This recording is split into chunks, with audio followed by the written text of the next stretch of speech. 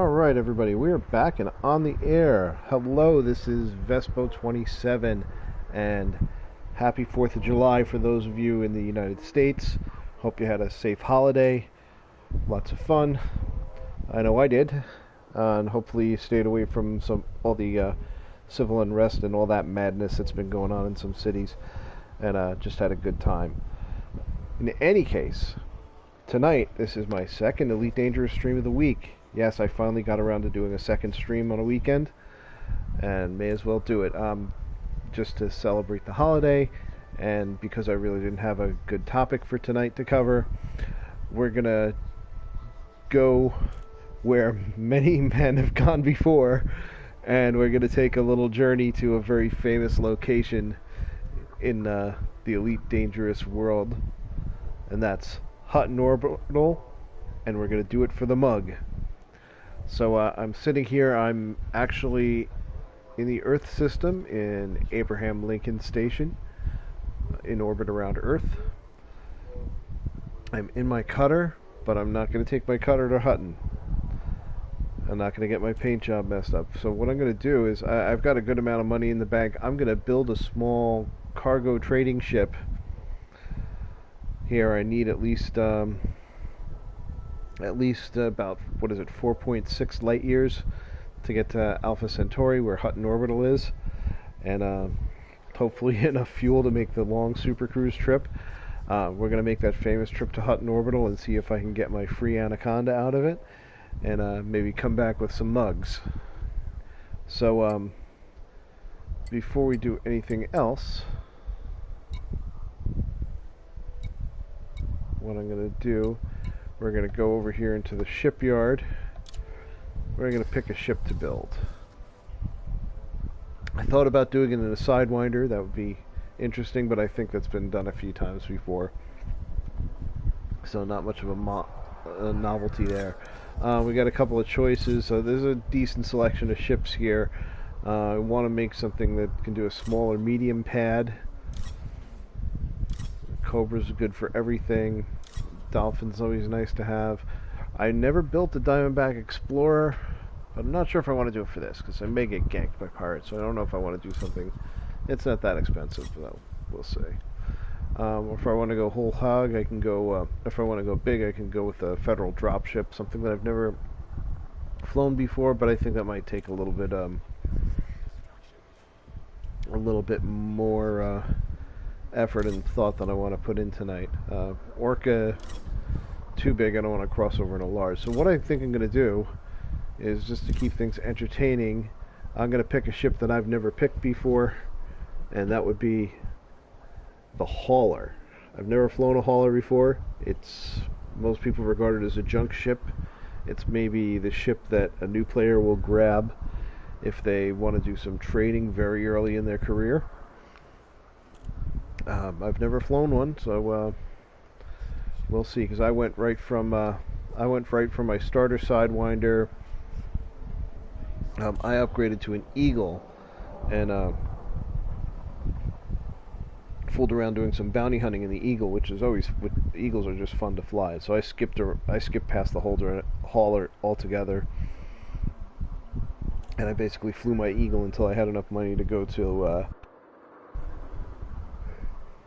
up to a Cobra. So I'm gonna buy a Hauler. You can see it's real cheap. It's a throwaway ship. I don't care if I get killed. The rebuy is nothing. I just got to make sure that I get enough jump range to get from Earth to Alpha Centauri. I carry a decent amount of fuel, a little bit of cargo, and, well, we'll figure the rest out. So I'm going to buy this thing right now. And before I do that, one of the most annoying things here, I actually have to dump my limpets, or it's not going to let me do that, because I've got a load of limpets in my cargo hold, and I can't buy a ship that doesn't have a cargo hold on it yet if I've got, or it doesn't come with a cargo hold this big if I've got a whole bunch of limpets in my hold. So let's dump these all. And we'll go back to our shipyard. And take two, we're going to try and buy a hauler. And it's cheap, 51,000 credits. Wow. I don't remember when I was that poor. So I'm going to store my big bad cutter. Of course, on my way to Abraham Lincoln Station, I did a low orbit pass over Earth and took a couple of nice screenshots of my big magnificent gold-plated cutter flying over the mother world. But we're going to go to something down and dirty. Not trading it in. Oh. We're just switching over to our hauler. If I have enough arcs, maybe I'll even buy a skin for it.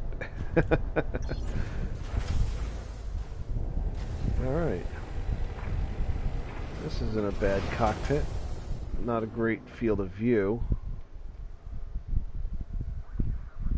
Very spare and Spartan.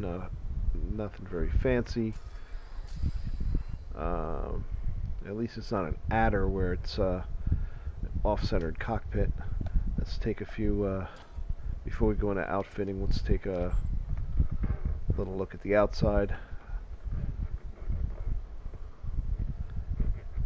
Yep, it's a little,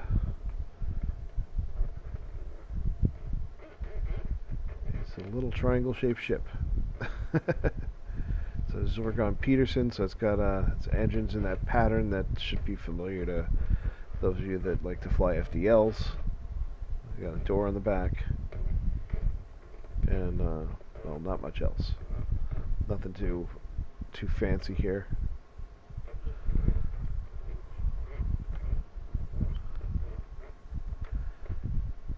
Just a very ugly little workhorse of a ship.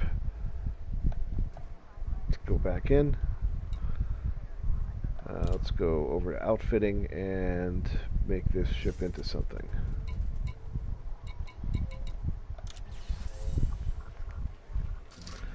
I'm going to try not to engineer this thing. I want it just to have just enough to get around and be able to carry a little cargo.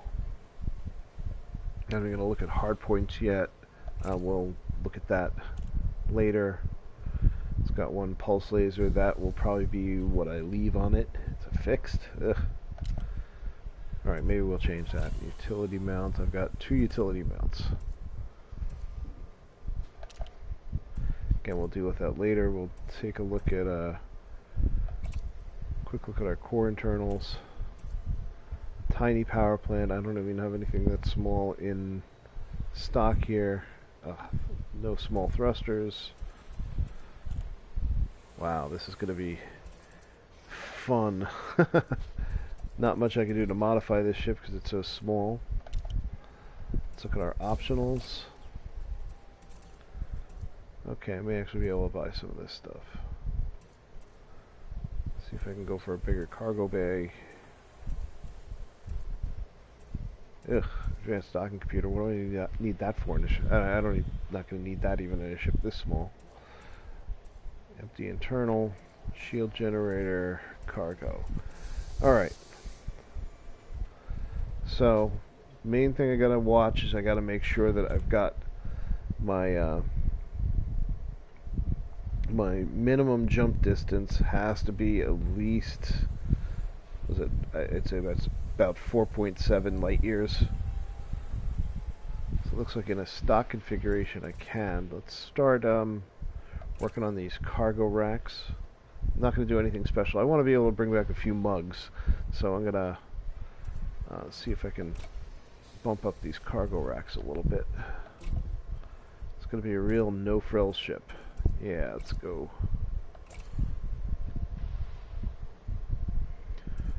To an 8.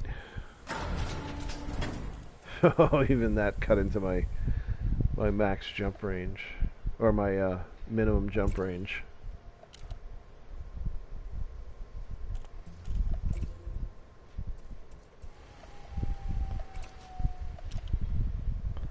I may have to cheat and slightly engineer my frameshift drive.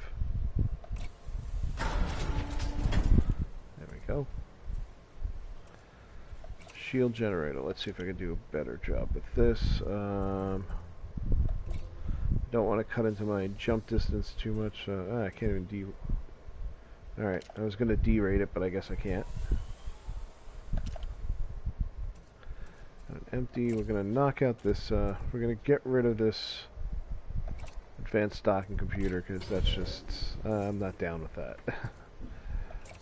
Just to make things interesting, I'm going to swap this into this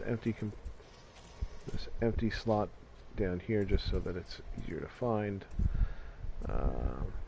Tricky thing with outfitting the ship is that this station doesn't have a lot of the smaller modules that I need. Never thought that would be an issue, so I didn't plan that out too well. So I've got two size 1 slots available here, so let's see, what can we put in there? I definitely need a fuel scoop. And let's see.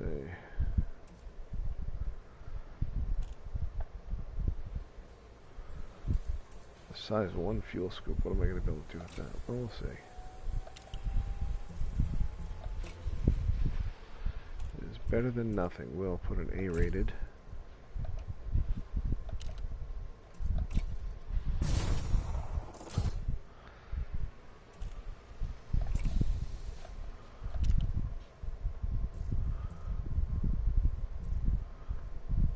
Size 1 refinery.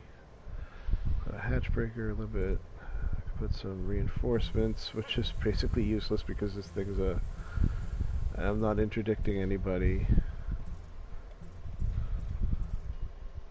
Hatch breakers, I'm not going to be trying to pirate anything. Maybe I'll just put a module reinforcement in here. It's going to drop my let's drop my jump range down dangerously close. So I gotta worry about my minimum jump range, because remember, I'm gonna bring this thing back probably fully loaded with mugs. What do we got for utility mounts? Maybe nothing. Maybe I don't put any utility mounts in. Let's see. Warrants for other manifestation. There's not a whole lot here to deal with.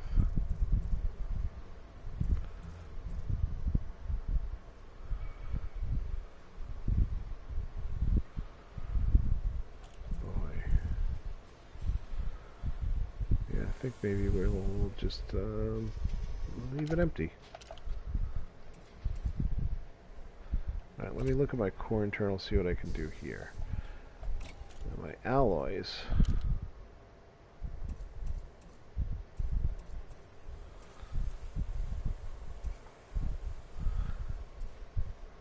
I can bring this up to military grade composites.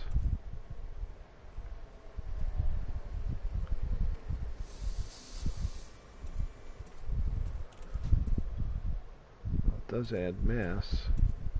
It's not really a big hit. May as well. The mass is so low it's not really gonna hurt anything. So at least I have enough integrity that if I hull integrity that I won't die if I accidentally scrape the sides. The nice thing is I can bump up my frame shift drive to an A-rated. Oh yeah, that'll make me real comfortable. Yeah, that'll get my minimum jump range up to 14 or almost 15, which is great because then I don't have to worry about getting stranded. There we go. Nothing else in stock, only not much fuel. Let's see. Maybe that's what I can do. Let's go to optionals. Instead of this module reinforcement package, let's see if I can... no, I can't do a fuel tank. No size 1 fuel tanks available in here.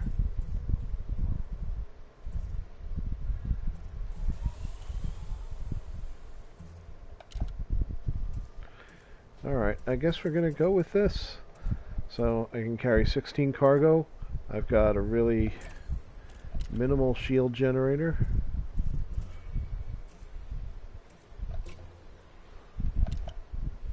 Oh, I could do a size 2 passenger cabin.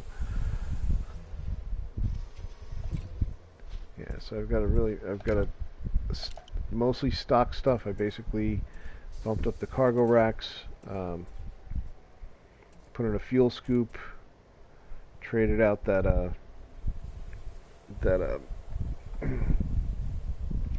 that docking computer that I never intend to use for module reinforcement. Just upgraded the cargo capacity a little bit. Then on my core internals, I upgraded the frameshift drive to a A rate and gave it military grade armor, which isn't saying much for this little thing. So there we go. I have a little bit of arcs, not much. I might be able to get a basic goofy paint job. Let's take a look.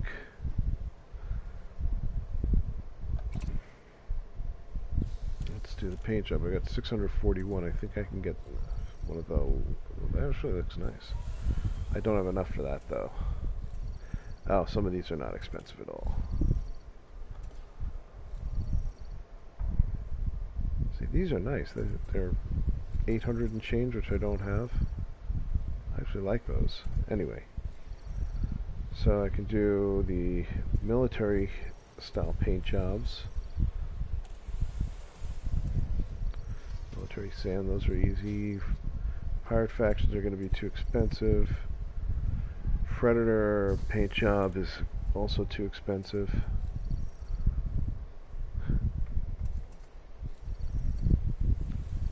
Speedway is definitely too expensive. The thought of a hauler as a racer is you know what? If I thought ahead, I would have intentionally built up enough arcs to do this one for 4th of July, or this one. That same deal. I don't have the cash to cover this. I can get one of the tactical paint jobs, which are kind of silly on this kind of ship. Terrain is a nice paint job. I like this as a hauler paint job, but again, I don't have enough cash for that. The vibrants are not too expensive. I could do a plain yellow. I like this with the racing stripes on top, but I could do a plain yellow or orange. Orange isn't that great.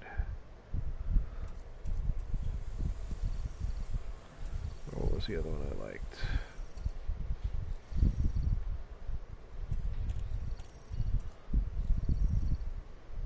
Kind of like military earth yellow.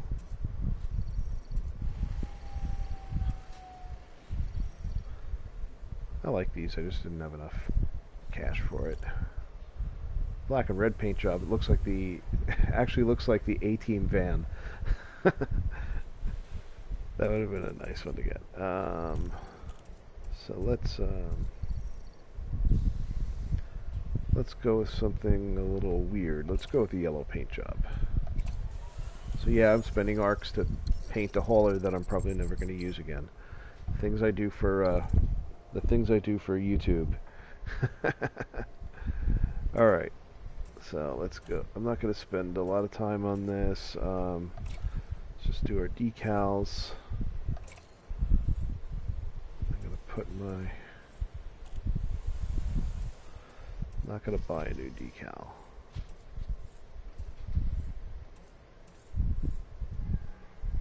Let's see, this is a trade ship. Where's my trade elite? There we go. We'll put a trade elite logo on the front. An elite trader flying a hauler.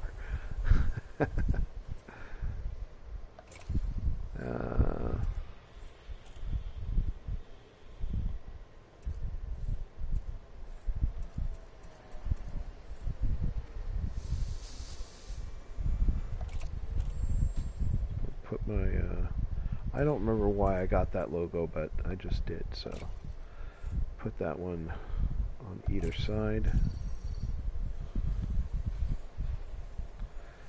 Then we'll do nameplates.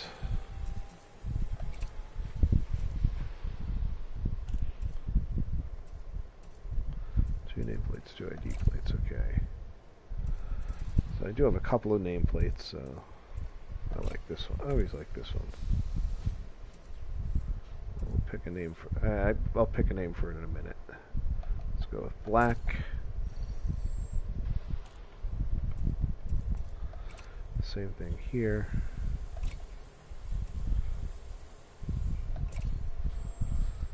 And then do the ship ID. Let's do,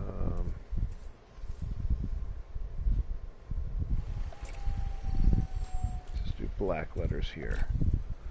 And I'm going to leave the ID number, whatever I think it needs to be. Alright, let's go in here, change name and ID plate.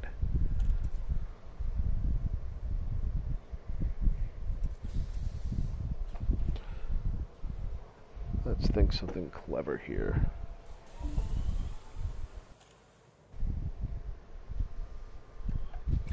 Whoops.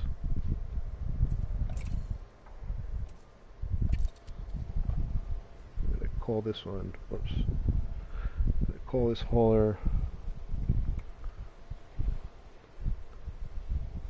If I could type.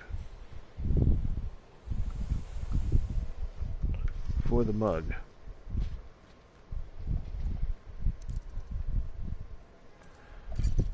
Ship ID is 4. It's going to be, let's change this, 4.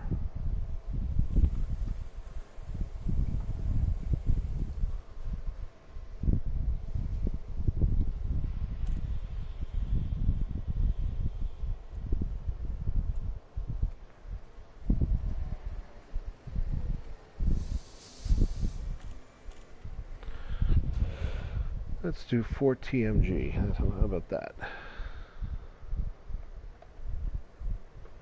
For the mug.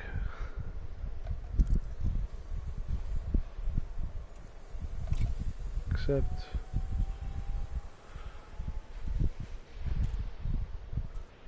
Alright. Not going to do any cockpit accessories.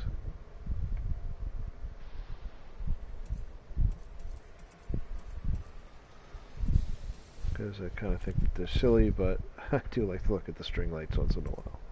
Never got the oops. Never worked up the nerve to buy one, but nice to have Christmas lights. It would be nice to have Christmas lights. Anyway, let's get out of here. Let's take a look at what we got. There we go. Our hauler for the mug. Nice yellow paint job. Decent jump range once you A-rate the frameshift drive. Most things are stock. Just increase the cargo capacity. Stuck on a tiny fuel scoop, and that's about it. What was the one thing I wanted to do?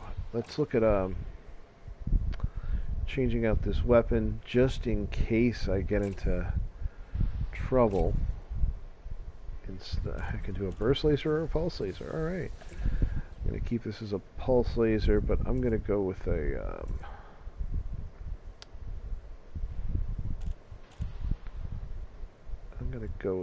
gimbal.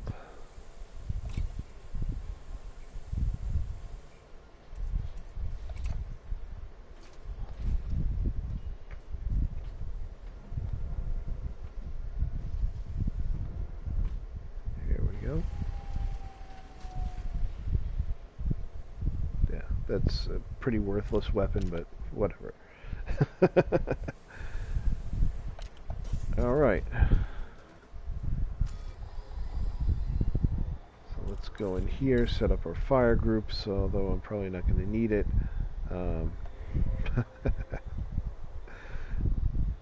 Alright. Discovery scanner. Composition scanner. I'm never going to use these. And this one I'm going to do pulse laser. and data link scanner. Why, I don't know. This is not much of a ship here. Alright. So I'd already checked the mission boards. It didn't look like there was any missions to going out to Hutton from here. I could search around some of the other nearby systems and find one. But I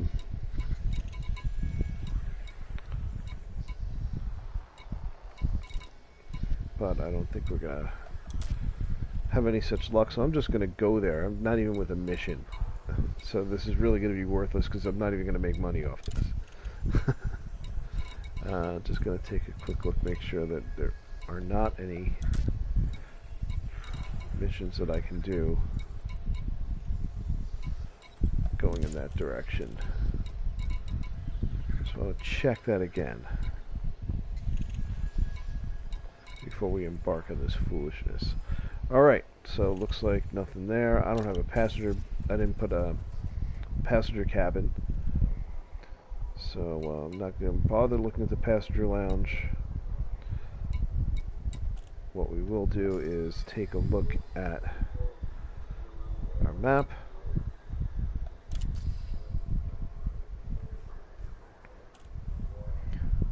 And go, go, go. So here we are at Earth. We're going to Alpha Centauri, home of Hutton Orbital. Wow, it's got a lot of flavor text on it. So we're going to come in here. Now we're going to hop in here. There's fleet carriers in this system. That's not where we're going, not Aldin Prospect. Somebody parked fleet carriers. A couple of people parked their fleet carriers out at Hutton Orbital. So we're going to go to Hutton Orbital, and you see Hutton Orbital is about 6.4 million light seconds from the entry point. It's going to be a long ride. We're going to plot our route. I'm not sure how we're going to keep busy during this crazy ride. Because it's basically going to be a long, boring super cruise all the way out here. If we go into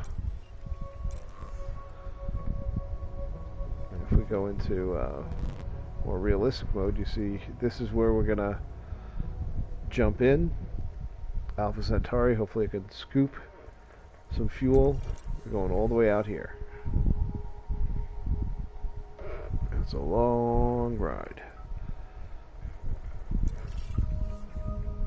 Wow, this guy's way out there too.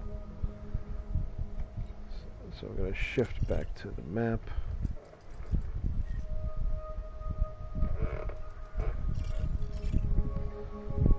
Yeah, that's a long way home from home. Proxima.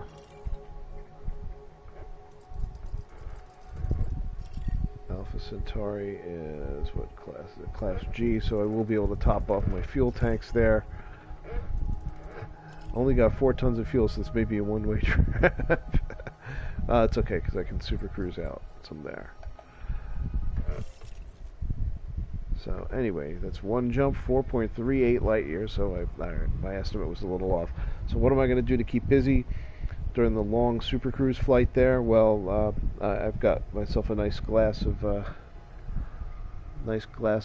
rye whiskey. It's pretty filled up. I'm going to drink it and ramble on about my week and my day. While we do it. I don't know what else to do while we're going in super cruise that far. Alright, so this is it. We're going to take off. We're going to do it for the mug. We're going to go to Hutton Orbital. I've actually never done it before because I never fell for that meme, and you're going to see why. The meme, for the one or two of you that may have never heard it, is that because it's such a long super cruise trip out to Hutton Orbital, the longest in the game actually, is that you convince new players to go there because they can get you tell them that they'll get a free Anaconda if they make the trip all the way out to Hutton Orbital. And you convince the funny thing is you should try to convince them to do it at in a large ship so that it can't fit on the outpost's landing pad, so they go out there for nothing. And that's a meme that's been around since the beginning of the game, since it was first discovered. A lot of new players will spot like a passenger transport mission that pays a lot more than normal, or a cargo delivery mission that seems to be paying a lot more than it should, and they'll grab it and they'll go and they'll discover that they have to sit in Super Cruise for a crazy amount of time. I forget exactly how long it is. We're going to find out, because I'm just going to firewall the throttle and go. I'm not even going to put it on use the Super Cruise Assist, because that actually limits you to like a 75% throttle. Anyway, let's hit the road, because we're going to do it for the mug.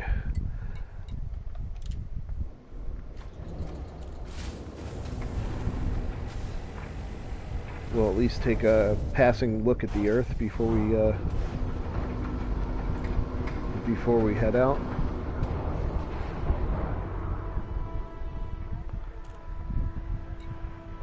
Alright, if we're ready, let's launch. Clear the landing pad. You are go for departure.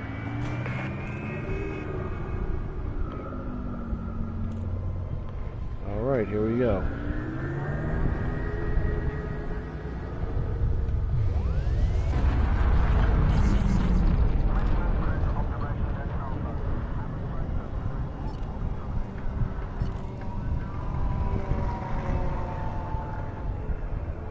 And how's that for a view? We got a nice little view of good old Mother Earth. In fact, I'm going to take a picture of that. Bear with me a second. Alright, we got a screenshot of good old Earth. Let's get our nose pointed at Alpha Centauri. And without further ado, let's go to frameshift drive. Drive charging.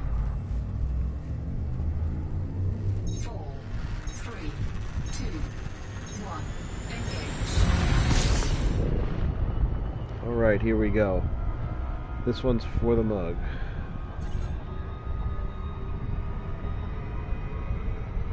Frameshift drive charging.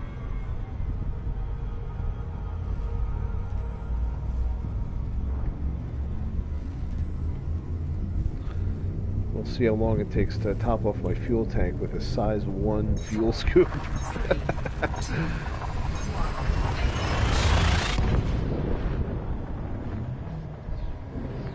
Well, now that we're in hyperspace, I'm going to take a slug of this whiskey.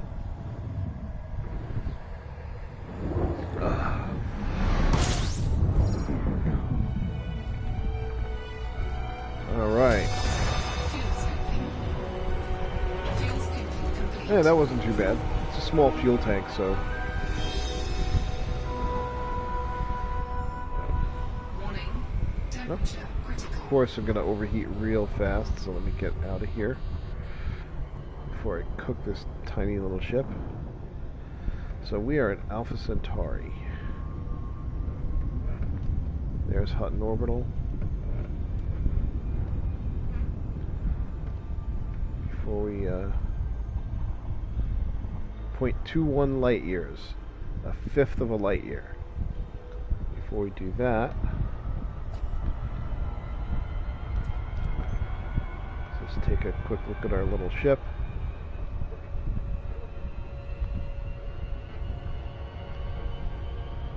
Actually, before I take a picture of that, I'm going to go in and turn orbit lines off.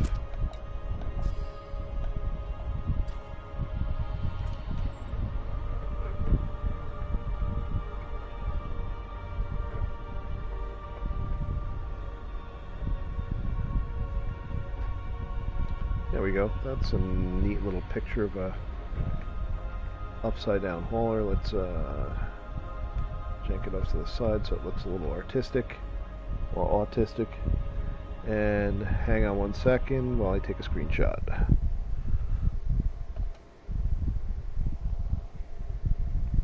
Alright, there we go.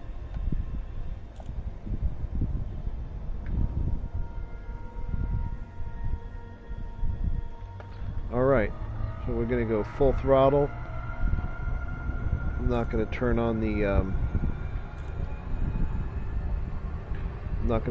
Super Cruise Assist. This is going to take a while, folks. So let's sit back and enjoy. Oh,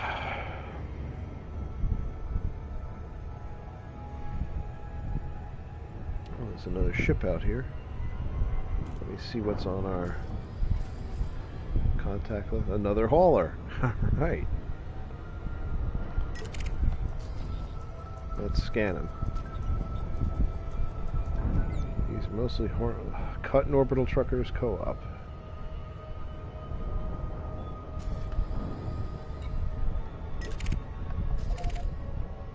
That guy's not on the way, so let me deselect him. Alright, back on course. So we're firewalling throttle.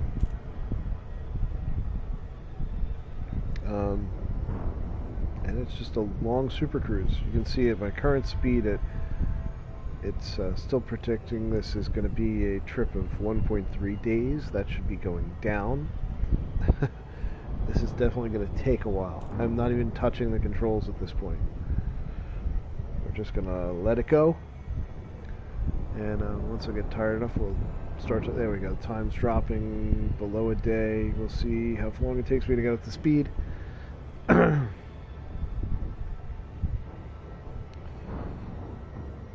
See how bad our fuel consumption... Our fuel consumption is not bad. Yeah, so we've got this tiny little outpost out here that has small and medium pads. It's not far from Earth, but it's hella far from the jump point. Again, shows the vagaries of how our frameshift drives works. You have to come out of a jump at the most massive star in the system, and you don't really get a choice about that. So you've got this station out in the middle of nowhere, as far from anything as you possibly can. Only smaller ships can get there. So I guess you see a bunch of haulers going. It probably would have been smarter to do this in a Type 6, but whatever.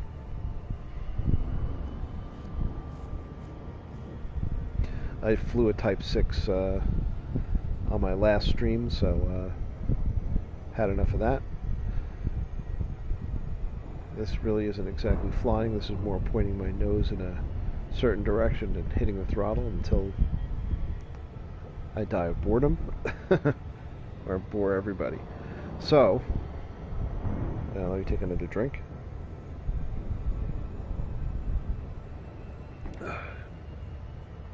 See, we're up passing 260 times the speed of light, and it's still a 6-hour trip. It's not going to take that long, but it is going to take a while. The things I do for a mug.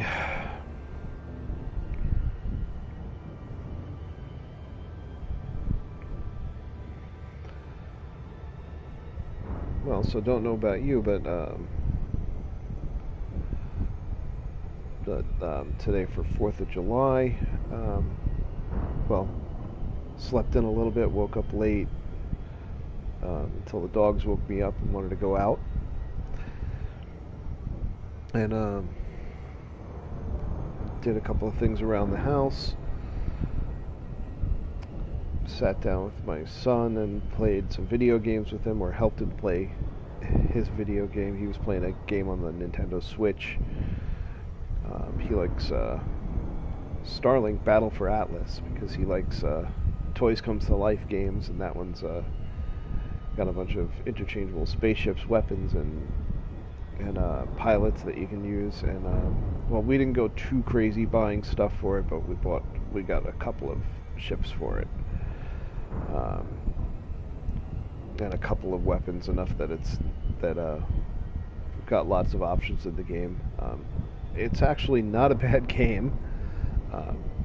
It's more cartoony and Nintendo-ish. It's kind of in the Star Fox. It's kind of in the Star Fox kind of universe. if you remember that old Super Nintendo game. I know I played that a lot when I was in college. So I just remember we used to get I think we even played it as a drinking game, and I really can't remember the details of that for obvious reasons. But anyway, yeah, so I was helping him with that game for a while. He just picked it up. He hadn't played it in months, and he just decided that he wanted to mess around with it today. So, and he's on the young side, so he needs some help.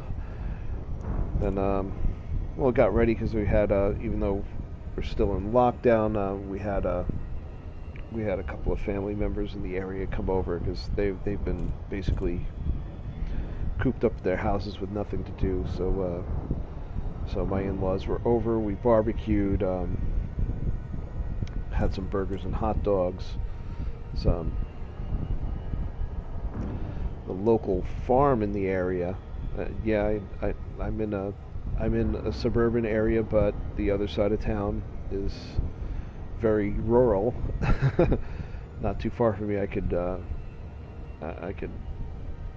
be there in like 5 minutes to or, well, more than 5 minutes, about maybe 10-15 minutes to a real bona fide farm. And the farm there had a deal for a holiday weekend barbecue package where they give you 12 fresh made hamburgers from their own cows, that I have probably met at some point. We've been around town for a while, so we kind of know them. Not like, aside from, just recognizing, my wife worked part-time for them when she had nothing to do one summer. They know our kids from the local 4-H club and things like that. But they did, like I said, the package was 12 burgers, which is a good amount. Fresh made buns from a local bakery that they know. Big package of nice cheddar cheese. 3 big fresh onions, a big old fresh head of lettuce. Like, when I say fresh, I mean they pulled it out of the ground and they stuck it in the bag. 2 nice huge tomatoes. What else was in there? They gave us some. They gave us a bottle of bacon ketchup, which I had never heard of before, but sounds real good, and honestly, it is real good. So we took that. We got a package of hot dogs for the kids, and had a little picnic. One of the my wife's aunt brought over some salads, some potato salad and macaroni salad to round it out.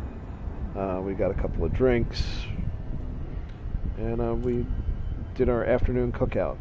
Then a lot of people in the area were shooting off fireworks all night.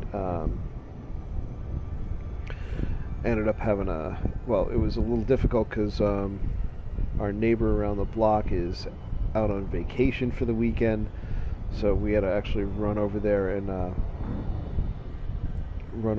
walk their dogs and take care of their pets for the night. But people had already started shooting off fireworks, so the dogs were not too happy about it. Our own dogs were not too happy about it either. But we got them settled. Had a little package of street legal ground effect fireworks, nothing too exciting, and a handful of sparklers. So we shot some stuff off for the kids in the front yard. And then it was nice and late, and everybody got to bed, and we're here on a long, boring trip to Hutton Orbital. Hey, we've gone 0.1 light years so far. Alright, this is settling in to be an hour and 41 minute trip so far. Alright, hopefully that drops a little faster than that. Yeah, 'cause I'm still accelerating. I'm still putting on a little bit of speed here. Over 1,000 times the speed of light. This is probably the fastest I've gone in Super Cruise ever.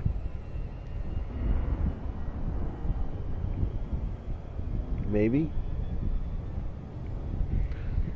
Well, we'll see. I got a feeling I'm going to go faster. So that was the day. What else did I do? Well, because before I go to my next story, let's take another slug of the whiskey.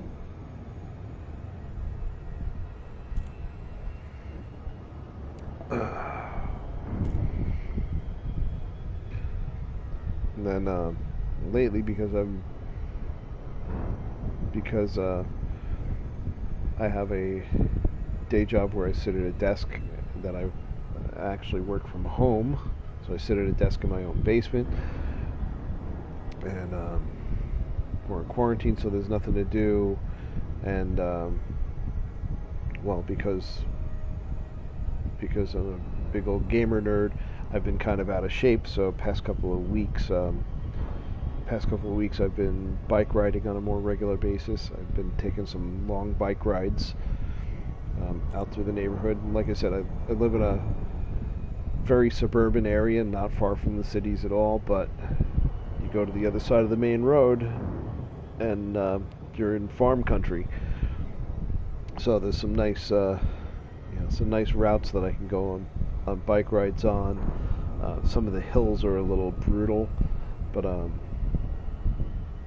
I've been pretty consistently going out almost every day before, like right after dinner time, or once in a while when I finish up work a little early, I'll go before dinner time. I'm not a morning person at all, so I'm not unlike my wife, who gets up in the morning and goes for a run and things like that. I have trouble getting out, or I have trouble, opening my eyes, getting my coffee, and getting my butt in shape to work in the morning, let alone go out and do anything. So I've been good about that, but what was it?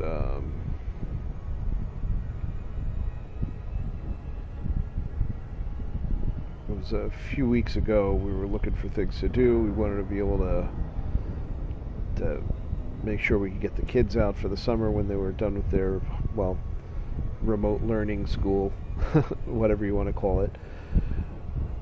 So the kids all had gotten new bikes. Was it a year or 2 years ago for Christmas? I think it was 2 years ago. And so they were all set. My wife had gotten a not very expensive hybrid bike a while back. It's only 7 gears. It's not, not anything special. And it's a hybrid bike, so it's not as fast as a road bike. It can't go as off-road as a mountain bike. It's kind of in the middle. It's not great at anything, but it's a good bike to get if you want to, ride around on the roads and be able to do some dirt trail, some easy dirt trails once in a while, and that turned out to be a good thing. So the idea behind all that was that if we went out and we got another bike for one of the adults, we'd have enough bikes for all of us. Now, when I was a kid, I grew up at a time when if you were a kid, you rode your bike everywhere. It was like your car. When I was around like my kid's age, a typical day in the summer when there was no school was, get up, watch some TV, have a little lunch, get on the bike, go down the street and see who's around, and basically be on the bike like all day, or until you find somebody to play with, hang out for a while, get on the bike again, ride around some more. And when I got older, my bike became my car. I would ride it to high school, which was a good haul on the other side of town from me. And when I was in high school, I had a lot of friends that lived on the other side of town, so I'd ride back and forth to go hang out with them all the time. So I basically lived on a bicycle when I was a kid. Um, my kids had almost never seen me ride a bike, so when this came up as an idea what we can do with everybody for the summer, I thought it was a good idea. My kids were always like you don't know how to ride a bike. I'm like, oh yeah, on a bet. So so we went out looking for bikes, and at the time my wife was probably more serious about bike riding for exercise than I was. So she found it was difficult to find a bike that wasn't hideously expensive, because all the bike shops were sold out, because everybody who's been cooped up got the same idea and bought up all like the entry level reasonably priced bikes. And after looking for like a week, we finally found one, got it. My wife liked it, so she wanted to ride it, so she grabbed that one. I grabbed the old adult bike, and suddenly we had enough bikes for everybody. We had a bike rack on one of our SUVs. We have two cars, so we have two SUVs because, well, we have kids. So, and we packed everybody up one weekend. Went down to a park that was about, I want to say, about 45 minutes away or so, that had some nice trails, some nice bike trails that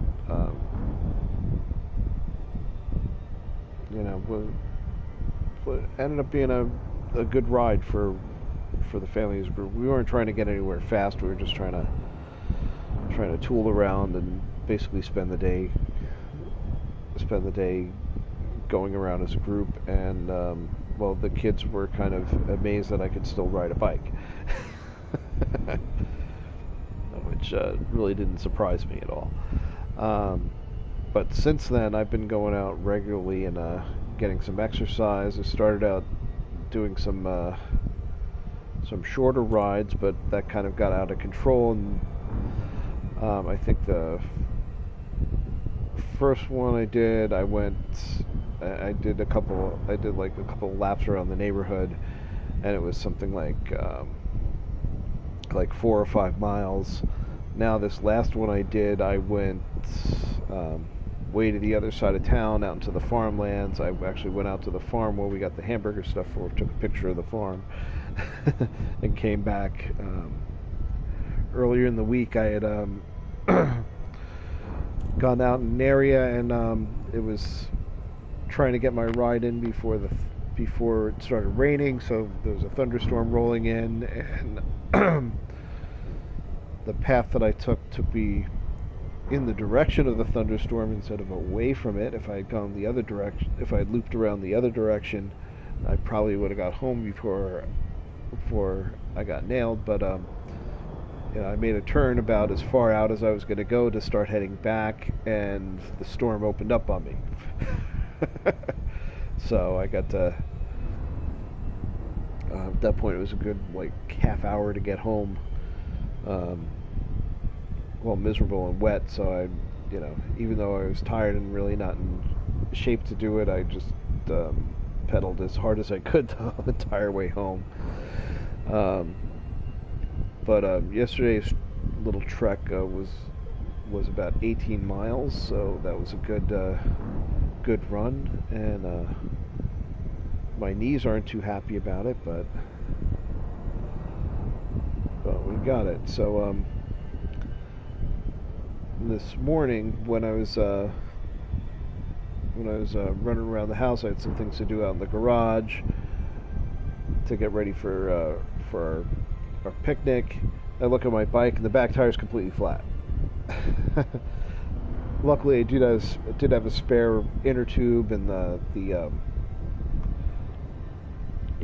we have a good bike pump and like a little emergency kit, so I could change a tire on the fly. So I put the new inner tube in it, fill it up. I find there's a pinhole in the inner tube, and I had found like it was a really thin metal wire was sticking out of my tire. So somewhere along that track I picked up. It's amazing. It was a tiny thin wire like I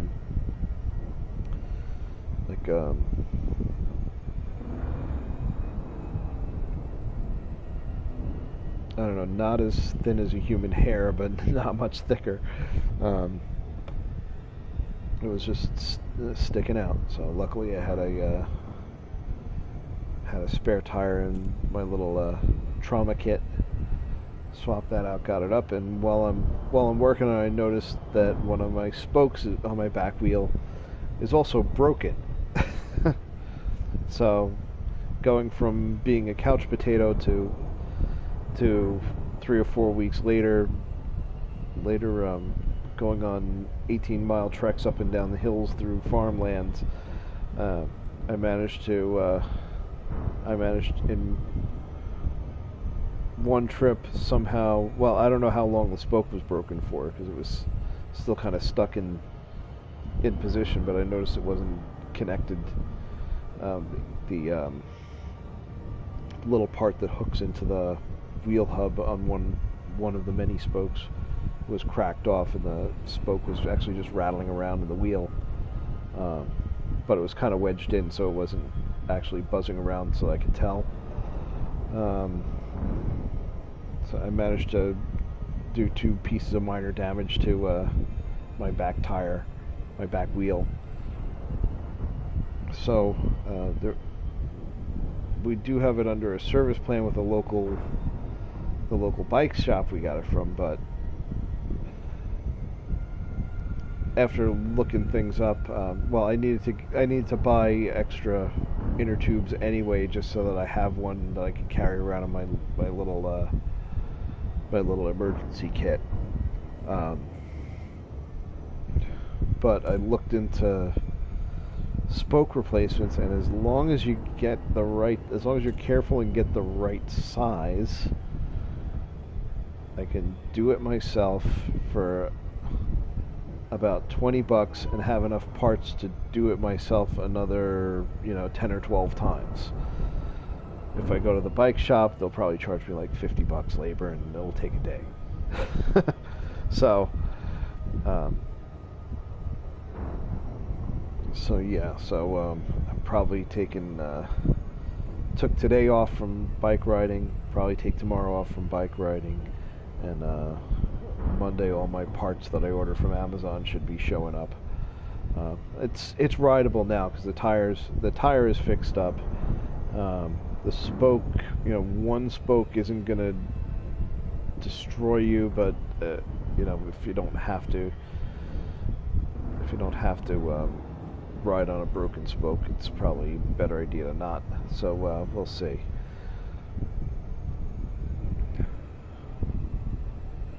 And then while this is going, my wife found there's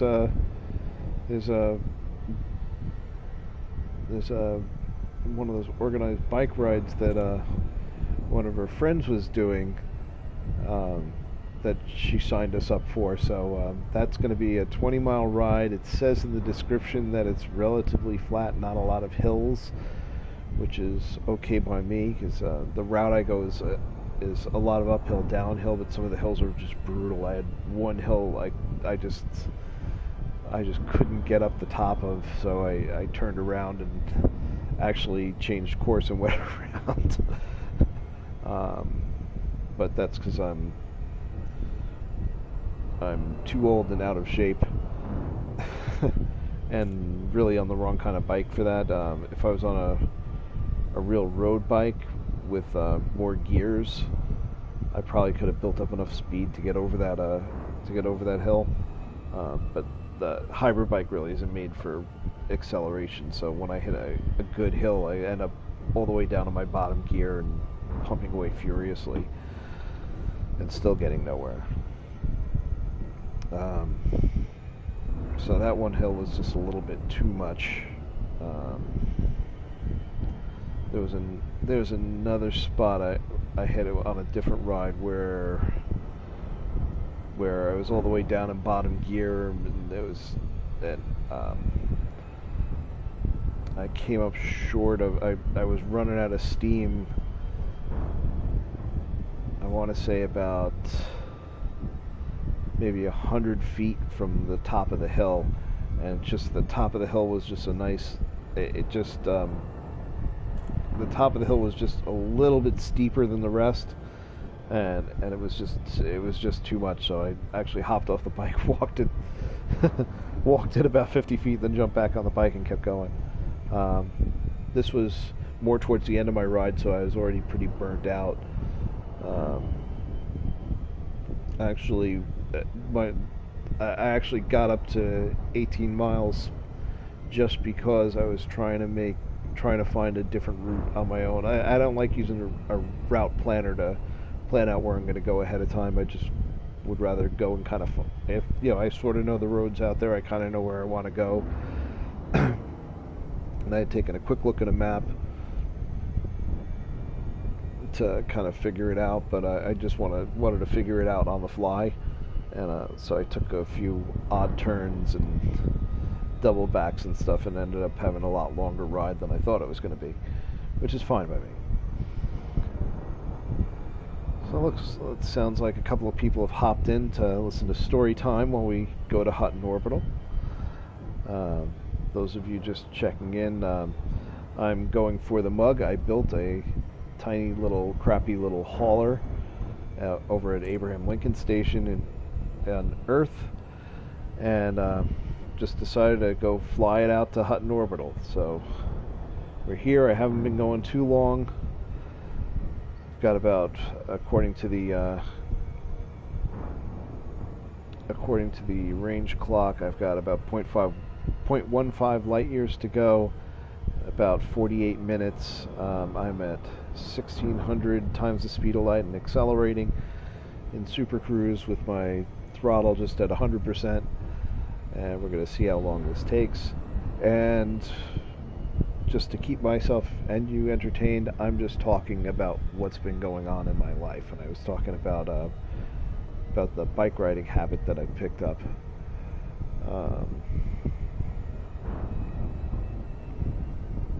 Among other things, we talked a little bit about what I did with the family for the holiday, and I'm due to take another slug of off this big glass of whiskey that well, hopefully I'll be done with just as I'm trying to land at Hutton and be a little out of it.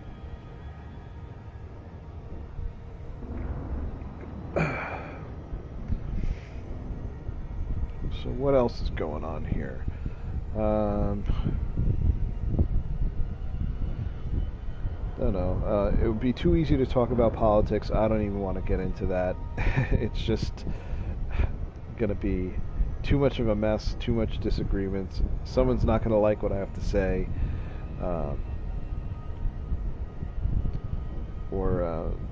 Whether not that I'd say anything inflammatory, but the way things go today, it's too easy to step on something, or no matter what position you have, someone's not going to like it. So I'm just staying away from that completely. And honestly, if I'm playing games, I don't want to be thinking about that stuff. So that's the last you'll hear of that from me. So you'll see it named the ship For the Mug, just because we're going out. I've never been to Hutton Orbital before, so I'm doing this just for the meme, just for the meme worthiness of it all. Well, while we take a break from me talking about myself, take a nice little I've been taking a couple of screenshots as we go, so we'll take let's go from this side maybe.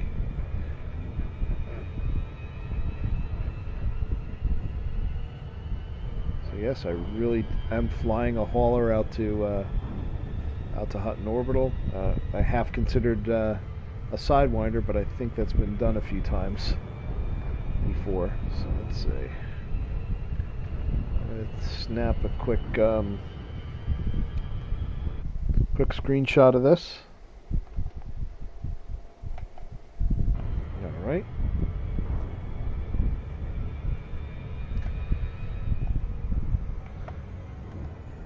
Uh-oh. That's going to cost me. Alright, back up to full throttle.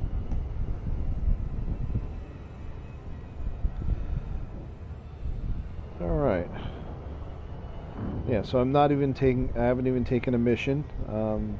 Any of you that were with me at the beginning, there just weren't any missions there.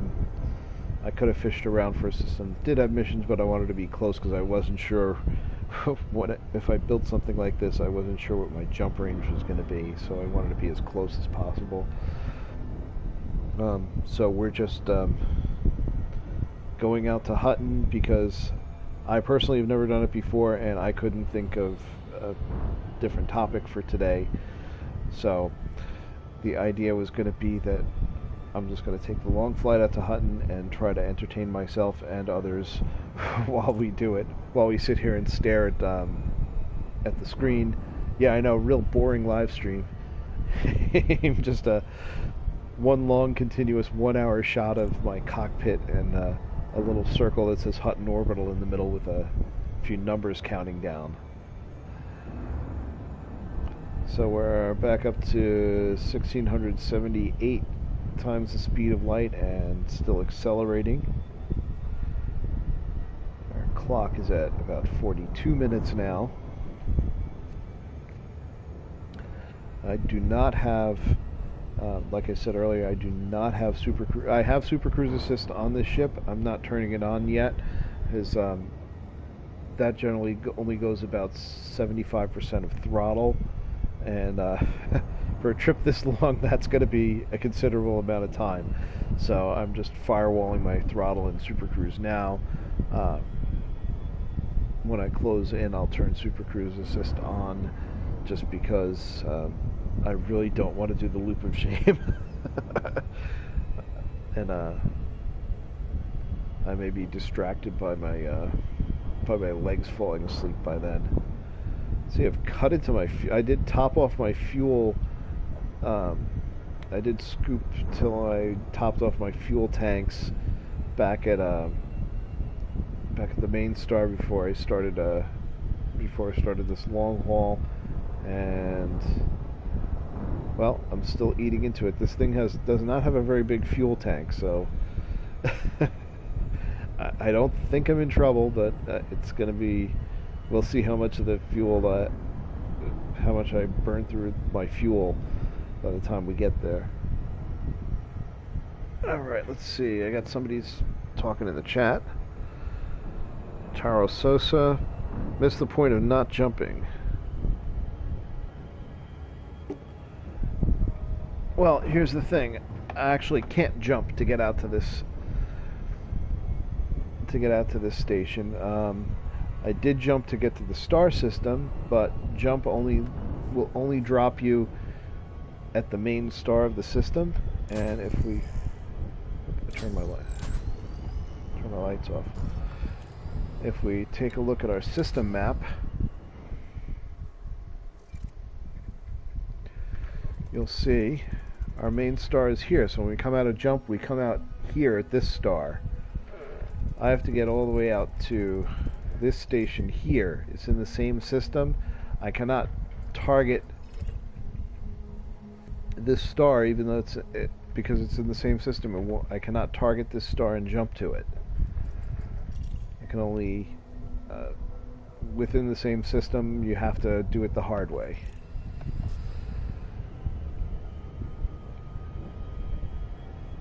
So Hutton Orbital is famous for being the longest trip by Super Cruise to get anywhere. And those of you that don't know, there's a lot of memes around it. So we're testing that meme.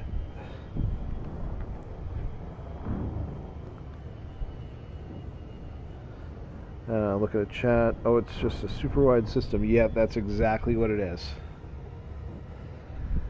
It's a super wide system. It actually, and you can see on the screen, it doesn't put the distance in light seconds. It actually does say 0.13 light years. And that's an object that's in this system. It's not something that I can jump to. And if you missed the part at the beginning, the meme is always experienced players like to try and trick new players into making this long haul out there by promising that they'll get a free anaconda when they go out there, ignoring the fact that it's an outpost and doesn't have a large pad, so it couldn't possibly have an anaconda in it. So we're just kind of playing on this meme because I never fell for it when I was new, because it had been out there enough that I'd seen it before somebody tried it on me, and but it's kind of seen as a rite of passage for elite players to make this haul, so I'm making the haul now. Yeah, actually, yeah, they won't get you now. I let the cat out of the bag. Actually, if you follow the Elite Dangerous subreddit on Reddit, somebody posted there just this week that they that's how I got the idea to do this trip on stream, was somebody actually posted that they had fallen for it. They went out to Hutton Orbital to see if they could get a new anaconda. I think they actually did it in a ship that required a large landing pad. They got out there, couldn't even land. Oh wait, no. That's somebody. That's an older incident I'm thinking of. The guy who did it this week, he did have the right size ship. I think he took a passenger mission. Yeah, dropped off his passengers. Didn't realize it was going to be that long of a trip. Bought some mugs. You know, that's the famous thing. That's the only thing you can get at Hutton that's worth it is the Hutton mug. So people always say it's for the mug.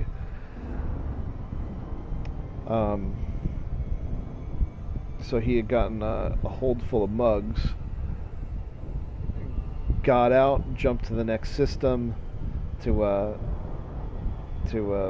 sell off his mugs, and he got interdicted by pirates and killed as soon as he did. But he was in good spirits about it when everybody broke it to him that it was a joke.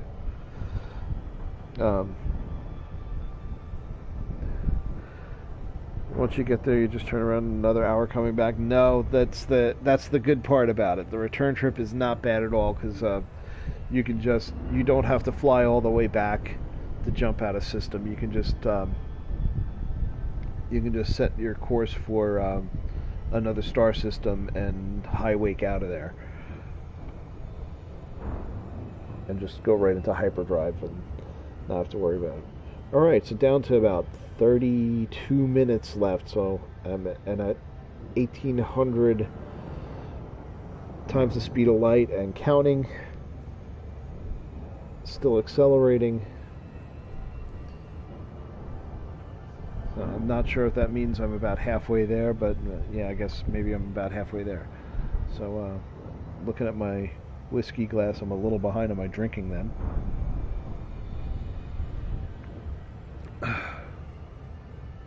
So one of the things about this stream is we'll see if I don't talk too much about myself, is I should have a nice big glass of whiskey in me by the time we get to land. So you get to see me driving under the influence. I've done it before, so it's not it shouldn't be a problem, but I haven't done it after I've sat on my butt for a whole hour and had my legs go numb.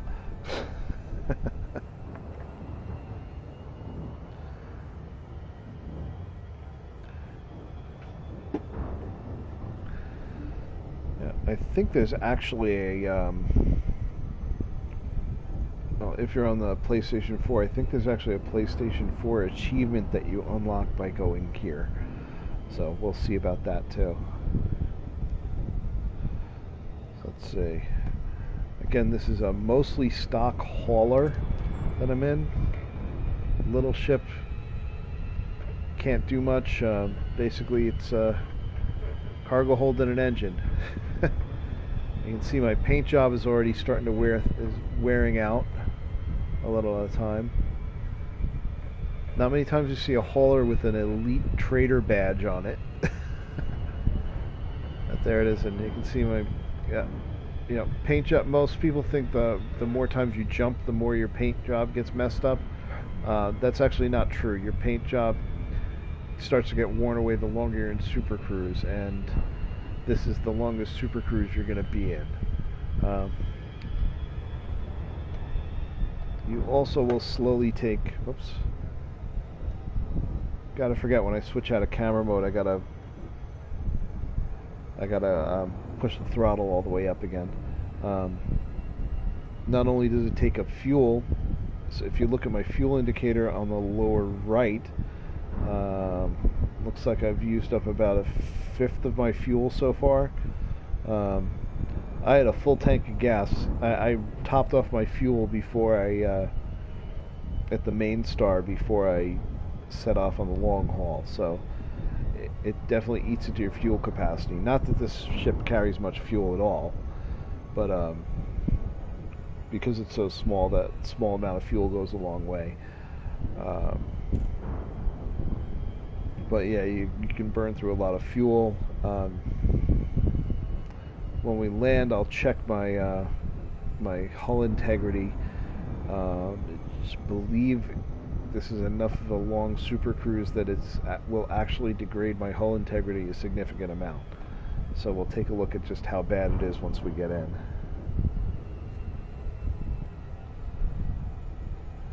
And yes, I built a cruddy little hauler for 51,000 credits, outfitted it, and bought a paint job for it.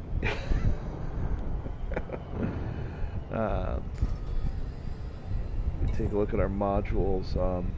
There's not much I could do with it. Most of the core internals are stock E-rated modules, just because Abraham Lincoln Station doesn't even carry like size 2 modules for most things. I was lucky I was able to get a better frame shift drive, so I don't have to worry about being able to get to the next star system when I have my hold full of cargo. I upgraded the cargo hold from the original. I took out the auto dock, the auto dock or docking computer. Swapped it out for a tiny fuel scoop, which is not bad to have. And what I put in? I put in a module reinforcement package just because I could. I've got one weapon that I will hopefully never have to use. I couldn't upgrade my thrusters. That would have been nice. And that's about it. So there's not much to this. I don't even have anything in my utility slots. It's just a ship with a cargo hold. and it's painted yellow. Alright, so you see we've gotten far enough that we're down to lights. Our indicator is converted down to light seconds, so I'm at about 3 million light seconds away. And what's my speed at? I'm at 1,816 times the speed of light. It looks like I'm starting to decelerate, so I'm definitely more than halfway there.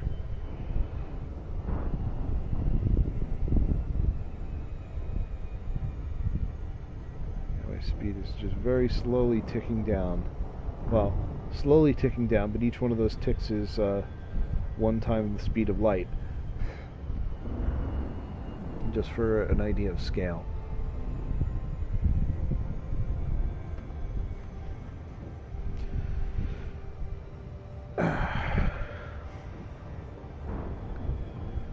So welcome to the world's least exciting Elite Dangerous stream, where you can stare at the numbers for the distance to Hutton Orbital go down for a long, long time.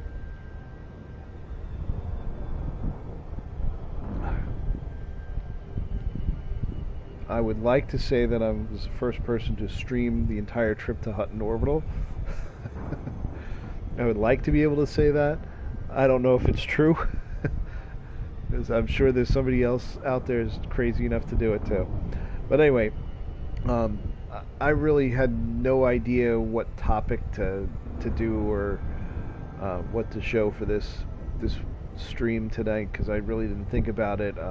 I usually only stream once a weekend, and I already streamed Thursday night.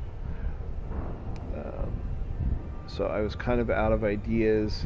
I saw the story about the new player that fell for the Hutton Orbital mine, and said, well, why don't I build a ship and just fly it out there, get some mugs and come back and do that on stream. It sounded like a good idea, and well, I didn't realize that basically you just have to talk to my cockpit for a better part of an hour. So here goes, and let's see, I am more than halfway there, because you can tell I'm decelerating a bit, and I'm not quite halfway done with my glass of whiskey, so I better hurry up and catch up a little.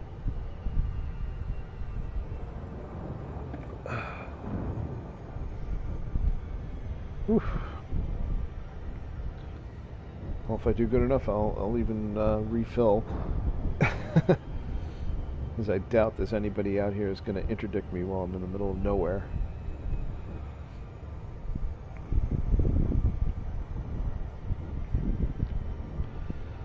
So let's see. So, well, my state is still on lockdown. They've relaxed it quite a bit, but still a lockdown. Still can't. They're letting people gather, but as long as it's small groups, I think less than 10. You still have to wear masks if you go to the store or anything. Then you don't have to wear it outside necessarily, but if you're going to be getting close to people, you probably should. Like if you go outside to like walk the dog or go jogging or something, you don't have to wear a mask. But if you're going to go to the store, yeah, most places are going to ask you to put a mask on. And restaurants are still doing takeout, but they now have, if they have outdoor seating, they're doing groups there. A lot of people have been obviously getting fed up with it, because we saw there was a large group of people, well, they were out of town people, came down and basically camped out and threw a party and a barbecue at the river. They found a little parking spot that actually a lot of them parked illegally, and there was something like, I want to say like 50, 60 people there. They're barbecued out by the river.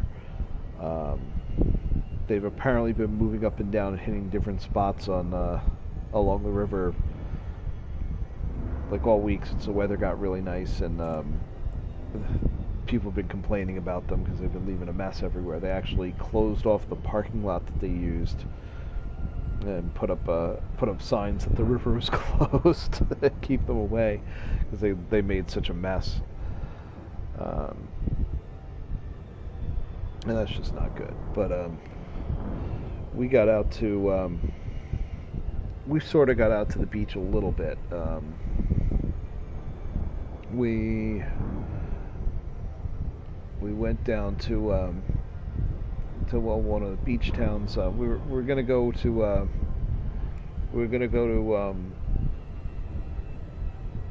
go to one of the national park areas where they have a nice long bike trail to again take a little family bike riding. By the time we got there, we didn't leave early enough, so their parking lot was completely full. So we had to find something else to do. So we went a little bit further down the coast to a place we'd gone to the beach before. There's a parking area that we could get to pretty easily. So we got on the bikes, rode with the whole family, rode our bikes around town for a bit, came back, and then took a walk on the beach for like an hour or so. And had some lunch out there. There was a lot of people on the beach. Didn't see anybody wearing masks. Not a lot of social distancing, but no, they're not letting people swim. So at least you can get out, so it's not so bad. I work from home, so I tend to be stuck in the house all the time anyway, and my job hasn't slowed down at all. So I've been working the whole time on a more or less normal schedule. Sometimes it was even more of a schedule than normal. So me personally, it hasn't changed much. The difference is my kids are home. They're trying to do their remote schoolwork and stuff like that. And now that school's over, they've got nothing to do. So we'll see. It hasn't that part hasn't hit me that much, but I typically wasn't getting out of the house much anyway. So but like when I was talking about the long story about my bike riding adventures, the big thing was we needed to get the kids out of the house more. So that's actually meant that I've been a lot more active in going outside a lot more than normal the past 2 months or so. So it hasn't been it's kind of weird because me personally, it's been like kind of the opposite that everybody else has. So gotta love pandemics. It's just weird for everybody.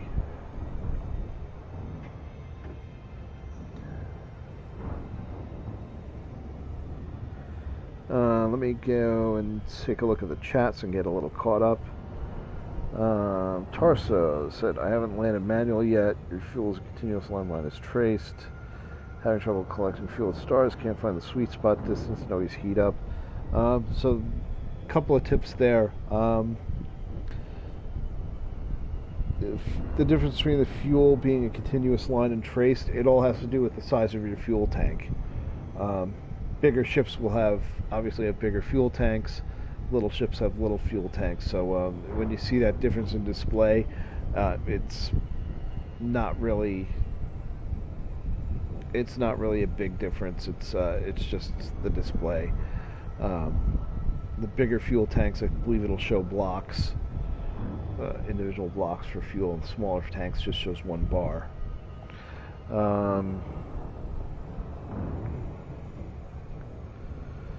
Trouble collecting. Well, let me go back to your other comment about not landing manual yet. Yeah,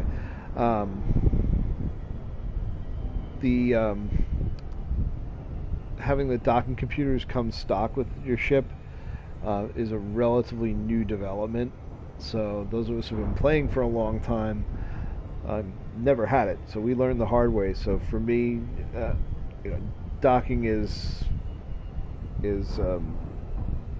pretty much second nature. I almost don't even think about it.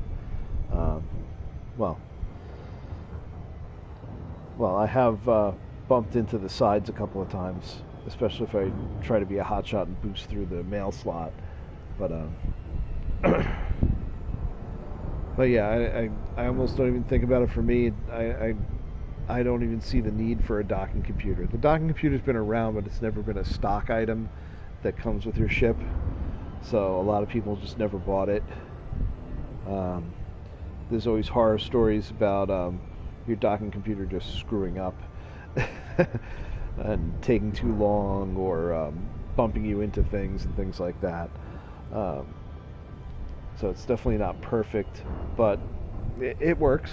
If that's what you want to do, that's fine. Me personally, I don't even see a need for it. I don't think it's really that difficult to for me at least. Docking is not that difficult that I feel that I need something to do it for me, but I've been doing it over and over and over again since I started playing the game. I don't even know how long ago. But now for collecting fuel at stars, yeah, you are going to overheat.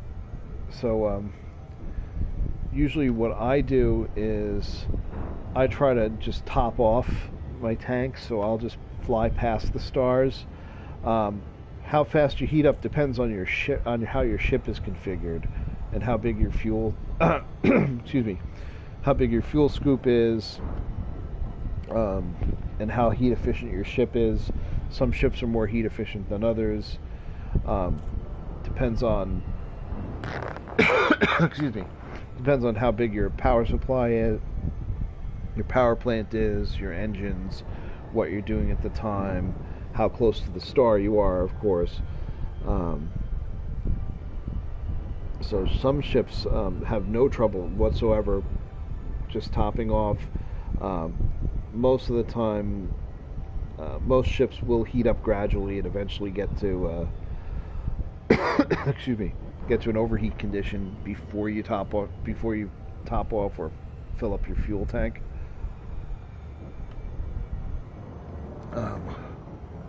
So what you do is you either just make a pass, get what you can, and move on to the next star.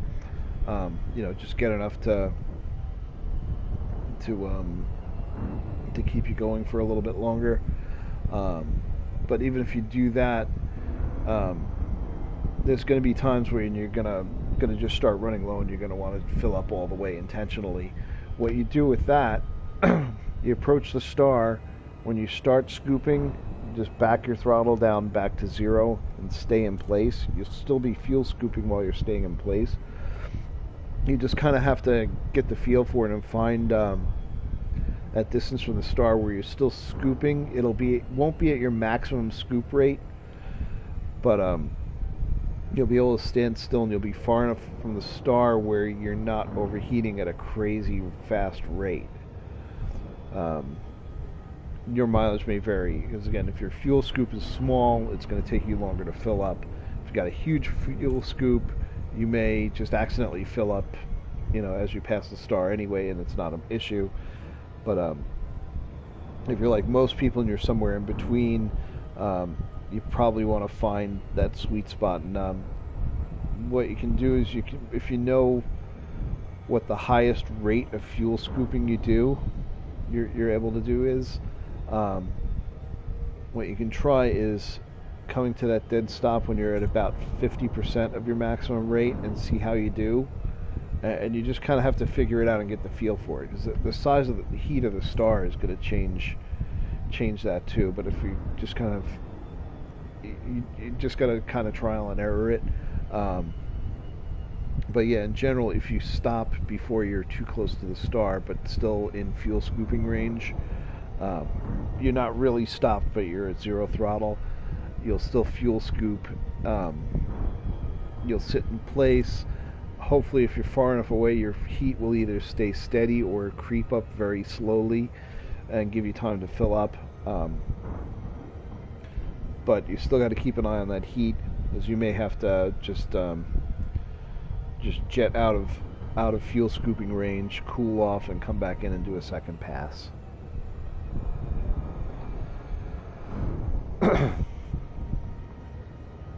So let's see. Got about 15 minutes to go, about 1.4 million light seconds. Deceleration has me down to 1565 times the speed of light.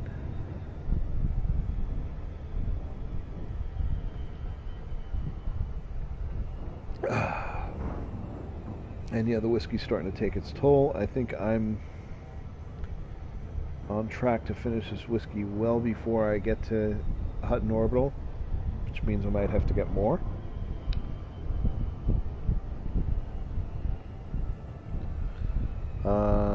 Tarso is also responding for everybody else listening. Noted, I've been dropping heat exchangers to prevent overheat and make a pass through while it heats back. Yeah, that's the other way you can do it. If you're carrying heat sinks, and if you're carrying heat sinks, you drop a heat sink. If you're going on a long exploration mission, you probably don't want to. You want to save those heat sinks for an emergency where you just screw up, and you don't want to use them as your regular scooping thing, because it may be a long time before you meet a station. But if you're moving around, civilized areas where you're not too far from another station, and always have a place to reload, yeah, it's perfectly fine to drop a heatsink to cool down. You'll find some ships are much better at it than others. If you're into passenger ships, the Dolphin, the smallest of the dedicated passenger ships, that thing runs really cold. It's hard to get it above 40% heat, to be honest. You have to work on it. So, I have a Dolphin that I still use. It's about 22,000 light years away from here right now, but it runs very cool.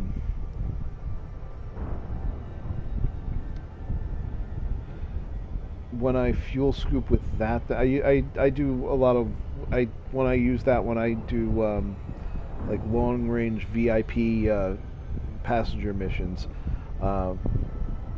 I didn't realize this, and I didn't intentionally design it that way when I built it.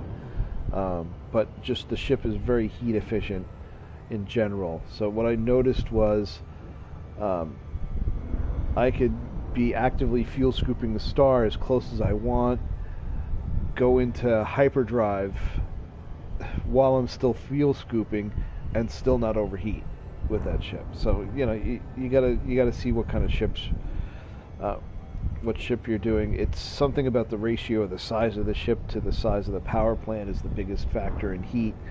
Other modules generate heat too, your thrusters, your frameshift drive, weapons, and whatnot. Add to your heat signature. Certain engineering modifications, if you do engineering, can make your ship more heat efficient or less heat efficient. The ones that get you the most benefit, if you go with your thrusters, if you go with clean drive tuning when you engineer your thrusters, you gain more powerful thrusters, but they generate less heat and they don't draw as much power. You get the opposite with dirty drive tuning. Your engines actually generate more heat, draw more power for a power supply, but you get even more speed out of them. Then your power plant is the other big culprit for heat generation, and you can actually get a modification for your power plant called low emissions that makes it put out less heat. Most people don't do that to the power plant because most people who need to modify the power plant need to go for something like overcharged or to get more capacity out of their power plant. But it is there, and there's a flow control mod that reduces heat even more, I believe. So one thing, if you can keep your heat signature down real low, it actually becomes harder for you to target, because then if your heat signature is really low, in order for an enemy to actually select you as a target, they have to be really close to you. So I actually built, I have an Imperial Courier that I actually built around that idea. So I've got low emissions power plant, I've got clean drive tuning with flow control. It's a ship that doesn't run too hot to begin with. The big thing is for weapons I use beam lasers with thermal vent. That means when you hit a target with your beam lasers, it actually reduces your heat, which is nice. So that thing will run when I'm in the heat of combat. If you notice the like oscilloscope little looking thing above my fuel indicator, that's your heat signature. When I run like my Dolphin, which is naturally low emissions, and I've got clean drives on them, clean drive tuning on it as well. Or if I run my intentionally designed stealth courier, that little oscilloscope pattern above my fuel indicator is just like a straight line.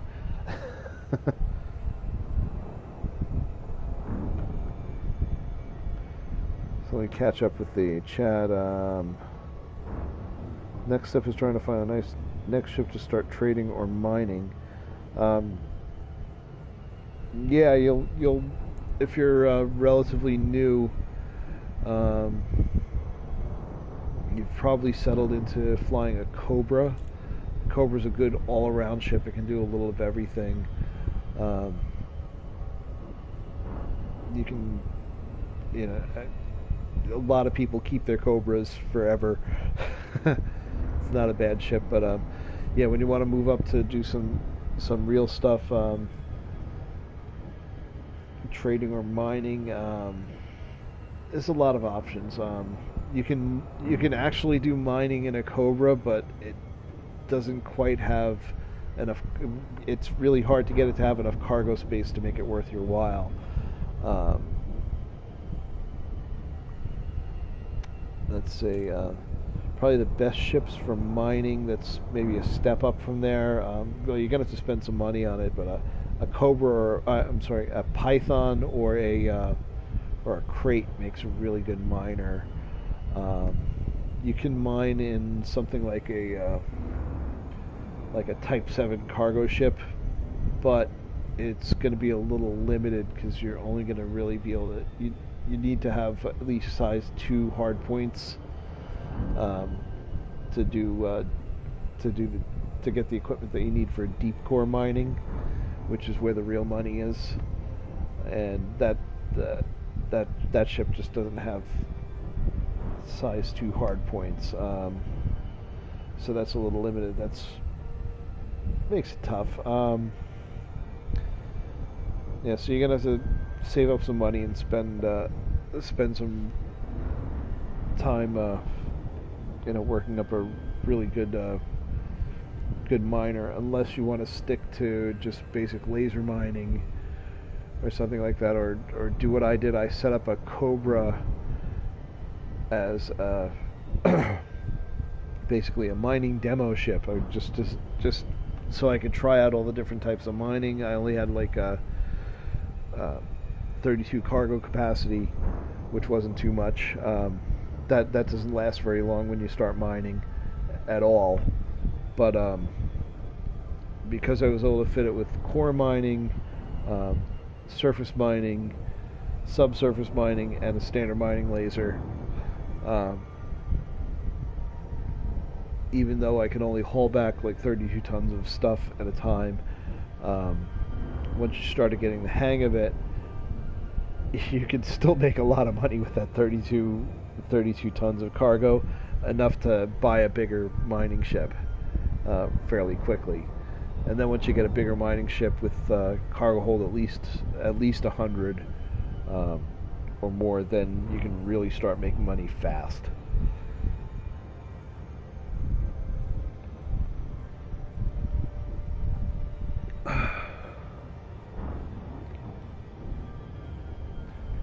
So let's see, how are we doing here? I'm drifting off target a little bit. Well, we're at about 600,000 light seconds to go, and we've decelerated around to 1,260 times the speed of light or so.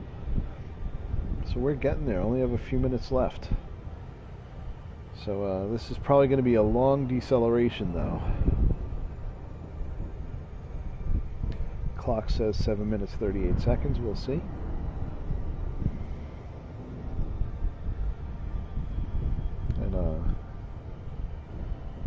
And thank you, Tarso and chat, for keeping me busy here. Otherwise, I would have to tell you more boring stories about me trying to figure out how to get exercise when I've been used to being a couch potato for probably 10 years too long.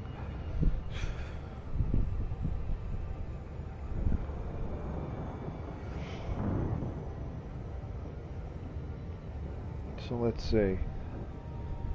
So I think when it comes to the whole quarantine thing, I think the thing that I miss most is actually eating out at a restaurant. I haven't done that in a while. We weren't going crazy with that, but 'cause that gets really expensive after a while. But we would go out to eat once in a while, like just for something to do. It's fun. and don't get to do it anymore.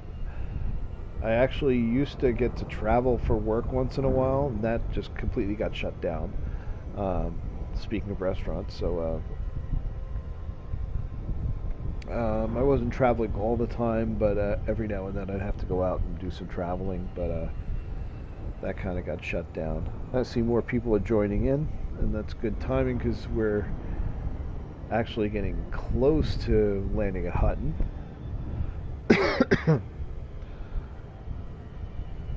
So I'll backtrack a bit and tell the purpose of this. So this stream is basically me flying a small ship out to Hutton to go get a mug. So Hutton Orbital is a very far distance from its main star. Super cruise trip takes something like an hour. So what I did was I landed my main ship over at Abraham Lincoln Station at Earth. I built this little hauler from scratch, upgraded what I could on it, and gave it a paint job, slapped it on, set course for Hutton Orbital, and came out here. I stopped at the main star to fuel scoop and top off my tanks, and you can see I'm used about a third of my fuel already. Excuse me. And basically I've been in Super Cruise at full throttle to get out to this station for almost an hour now, because it's just that far from the main star. You can't jump within the same system. You have to Super Cruise there, which is kind of the hard way. So this is the longest single trip you can do in the game.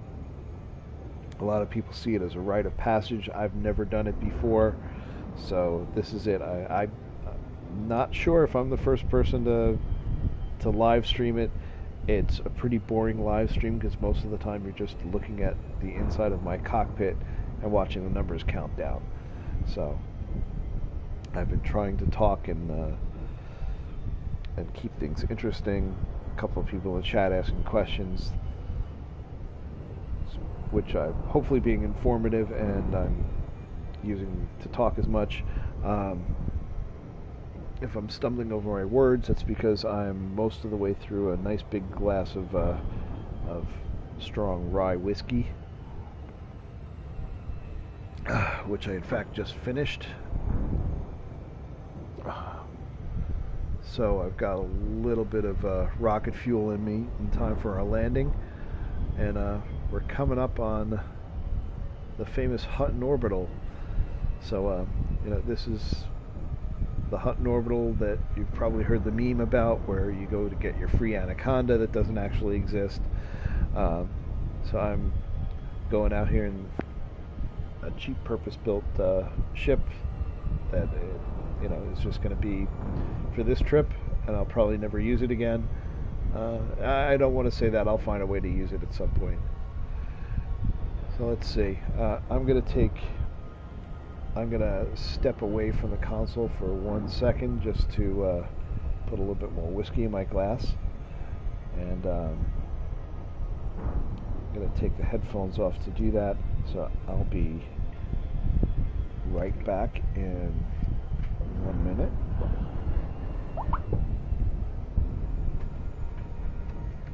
Just bear with me. I don't think anybody's going to interdict me in that time. So hang on, folks. I'll be right back.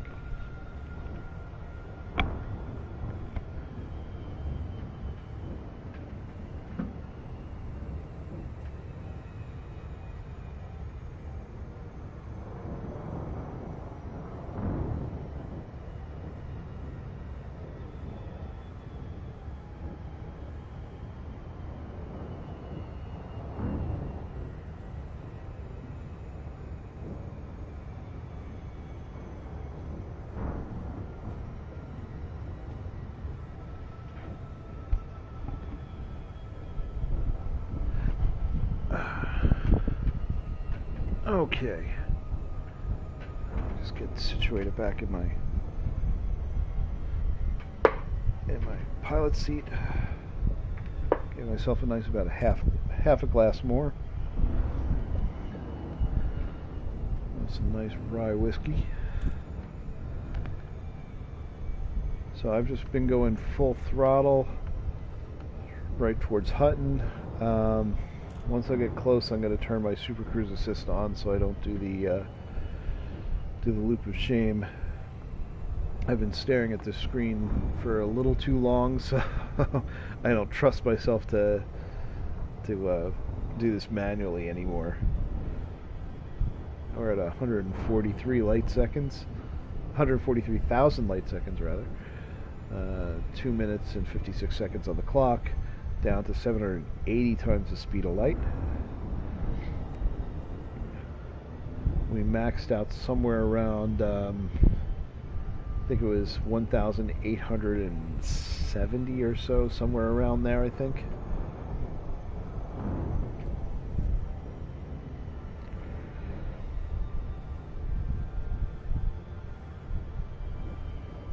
So this is in the range of a long but normal distance to go. Unfortunately, this is the tail end of an hour-long ordeal, sometimes seen as a rite of passage. So, excuse me, throat's drying out a little bit.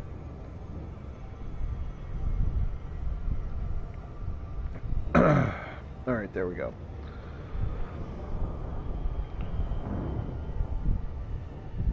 So yeah, we're getting there.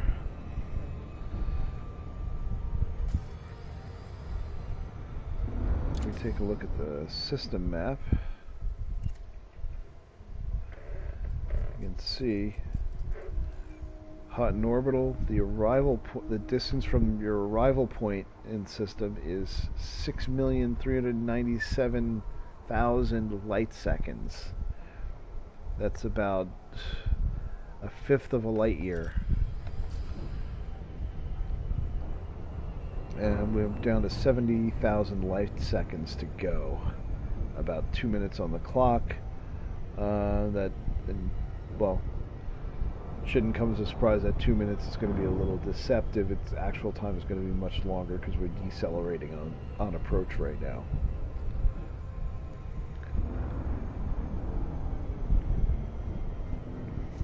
And still definitely doing good on fuel. I started with full fuel before I throttled up to full speed in Super Cruise and pointed my nose at Hutton. So you see I've eaten through. That's probably about 60%. About 40% of my fuel so far.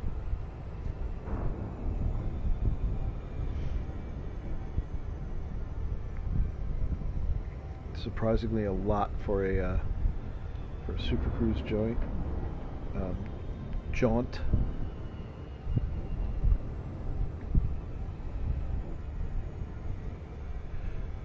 Down to 400 times the speed of light.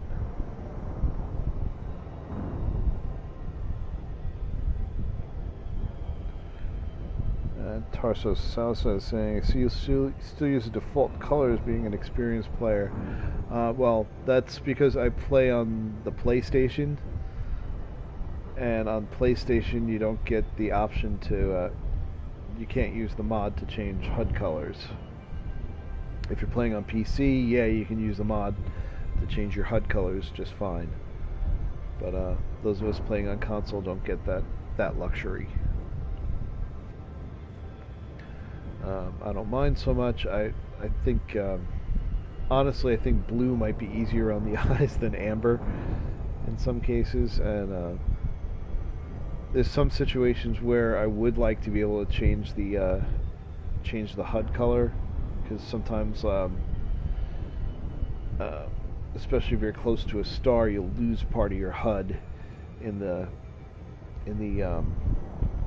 glare of the star. And if you could change the color, it would be nice, but yeah, don't get that option on console. I really don't understand why they never made that an option that you can change in settings on the fly, because it doesn't strike me as being that hard to implement.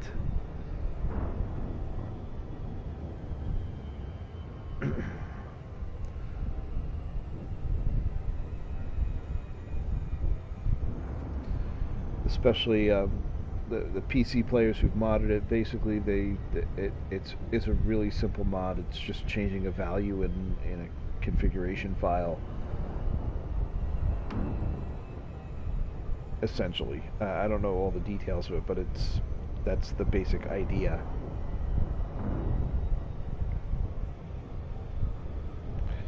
Alright, we're at 5,000 light seconds, 47 seconds away from getting the mug. Down below 100 times the speed of light.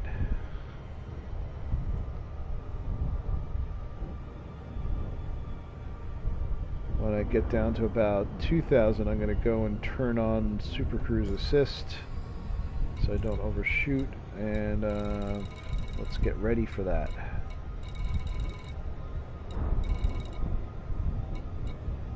Oh, there's a fleet carrier named Your Mother.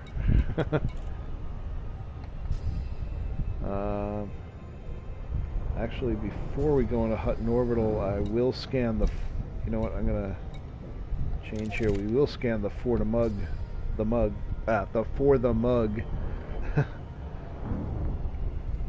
tourist beacon. Let's see, how far out am I? Yep, we're going to turn on Super Cruise Assist. Cruise in. We'll stop at the visitor beacon and then go in for our landing. Alright, I'm on Super Cruise Assist now, just so I don't have to do the loop of shame when I inevitably overshoot. We'll scan the For the Mug beacon. I'll read off the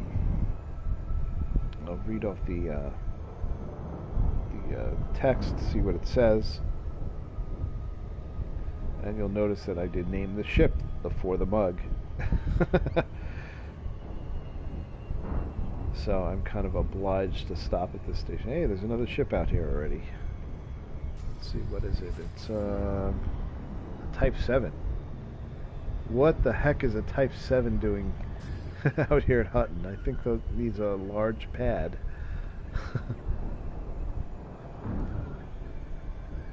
Alright, 7 seconds out. We're in the home stretch. This is For the Mug. We'll scan the beacon, and then we'll shoot over to the station. Land, get our mugs. We'll see how much damage I've done to my paint job and how much damage I've done to my hull integrity. We already talked about how much my fuel has been consumed.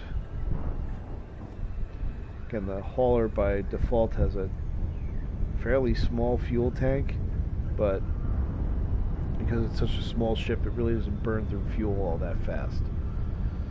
Alright, here we go. We should be dropping out in just another minute.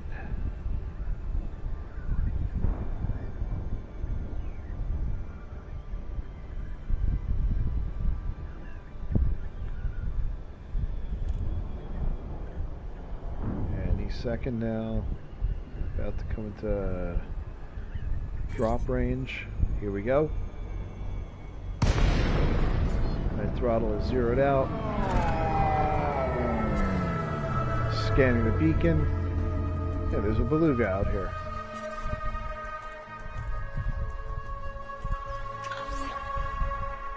Alright, we scanned the beacon. Let's take a look at the flavor text. Tourist spot 0537. Many commanders see it as a rite of passage to visit Hutton Orbital. Make sure you buy a souvenir mug while you're there. That's what we're going to do. This is For the Mug. So let's reselect Hutton Orbital. Oh, I'm already in range of Hutton Orbital. We'll request docking. I'm too far out. Close it a little bit. Now. Docking request granted. There we go. Got our docking request in.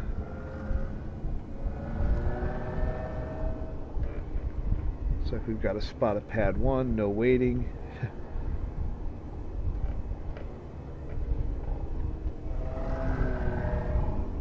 Side slip around a little bit.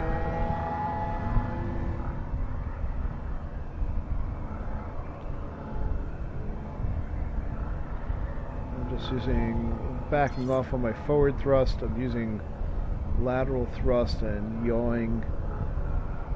Using lateral thrust to the right, yawing to the left, which basically is my circle strafe. And I back off on the throttle. When I do that, I drop landing gear. So basically I did a half circle around the station. So I'm pointed in the right direction. Landing gear down, coming nice and slow.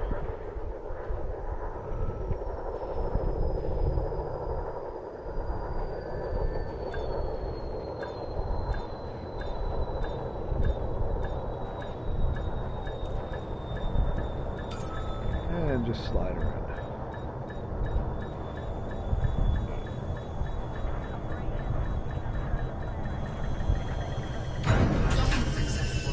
There we go. So it's 83 credits worth of fuel. I'm not going to actually refuel and rearm from this menu because I want to take a look at what it is. So there it is. We just made it to Hutton Orbital. I'm actually going to drop down to the cargo bay. Into the hangar, rather. Welcome to Hutton Orbital.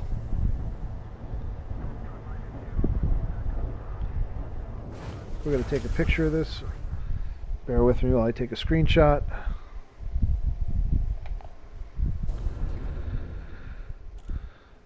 Just wanted to get a picture of the Welcome to Hutton Orbital sign. Let's go into Starport Services. And let's take a look. We know we used up not quite half my fuel. I'm guesstimating that's around 40%. Probably less than that. Probably more like 35% fuel. What I really want to do is look at advanced maintenance and see how much this, what percentage this dug into my paint job and my hull integrity.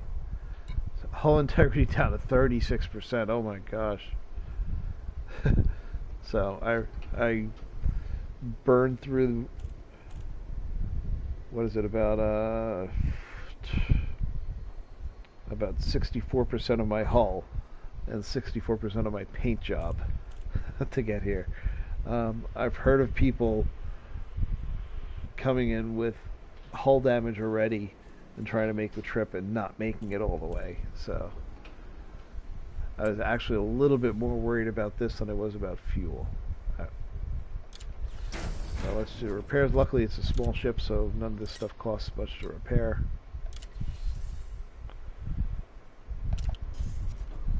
Let's go and top off that fuel tank. Again, only 83 credits worth of fuel.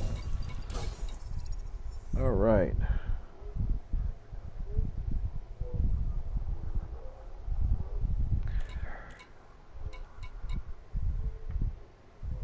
So let's see. I don't think I have anything to turn in. So I'm just kind of curious. Let me see what kind of stuff they have at outfitting. Because one of the problems I had was I couldn't upgrade most of the stock modules on this ship at Abraham Lincoln Station, just because they didn't have a lot of size 2 modules there. So I could potentially A-rate my power plant. What the hell, it's cheap. May as well do that. It would be nice to... I can't A-rate my thrusters, but I can B-rate them. Still, it'll cut in my jump range a little bit, but not bad.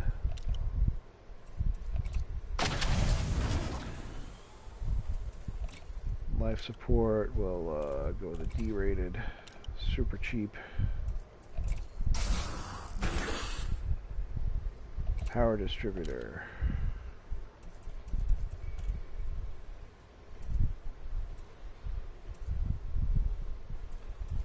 I'll A-rate that, because why not? Not that the ship has much in the way of power requirements. No sensors here. 2C fuel tank. Wow. Alright, so now I'm upgraded.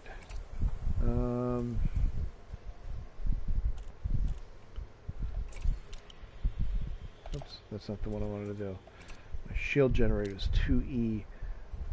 Well, not the shields are really going to save this thing. If it ever comes down to it. I can get up to a 2B shield generator. Or I can do 2C bi-weave.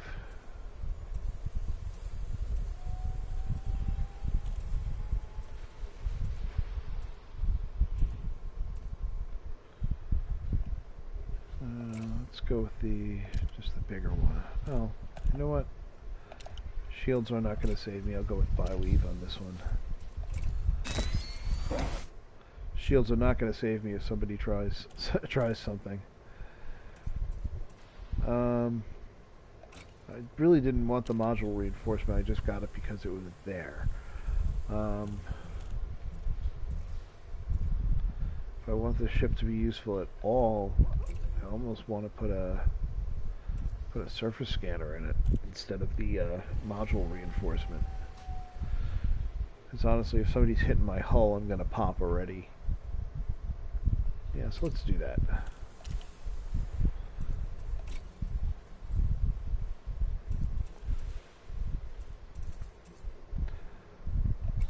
Alright, I don't think there is a bigger cargo rack that I can put on this thing. No. Okay.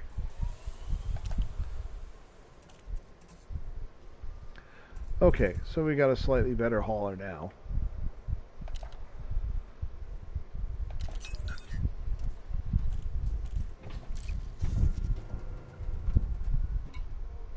Alright, let's go touch up my fire groups.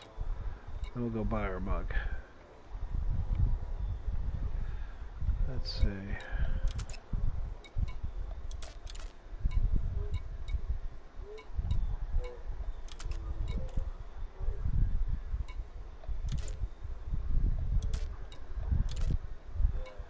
There we go.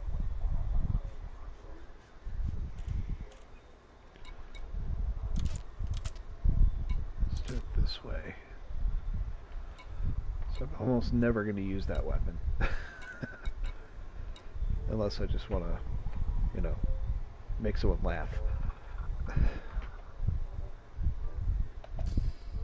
Alright. Now let's see what's here. Let's look at the mission board. Just for the fun of it.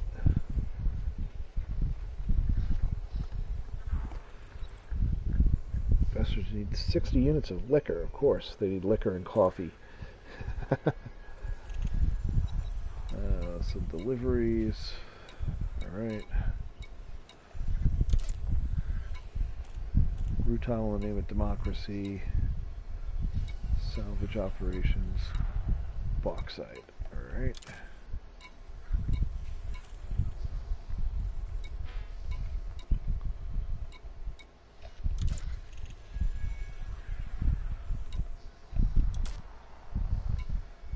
Surprising that anybody would want to do a bounty hunting or a surface scan mission where they have to come back here to cash in the mission.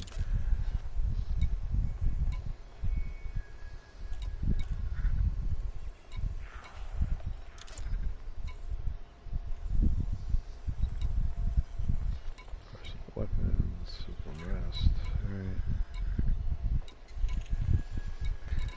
Alright, just kind of curious about the missions here. Let's go in our commodities market. Alright, we've got Centauri Megagen and the world famous Hutton mug. The Hutton mug. High supply in this market. This may indicate a good purchase price. Delivered over vast distances by those in search of a profit, the Hutton mug is only sold to commanders who make the painfully long journey to Hutton Orbital. Made from the salvaged frameshift drive plates of ships that run out of fuel before reaching the station, this is purely a vanity item commemorating the epic journey. Its value lies in its rarity and latent frameshift energies, keeping your drink that little bit warmer for the journey. This rare good is legal in all markets. We have Centauri Megagen.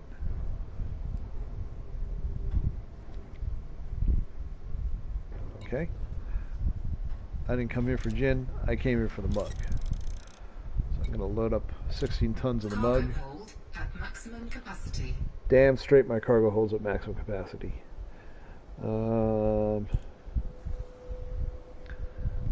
Let's see. Looks like probably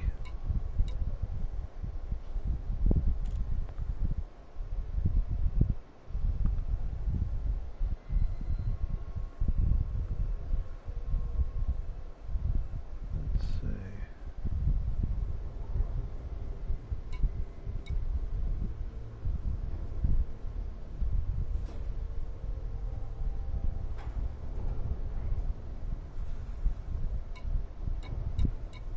I'm not very good at the trading thing.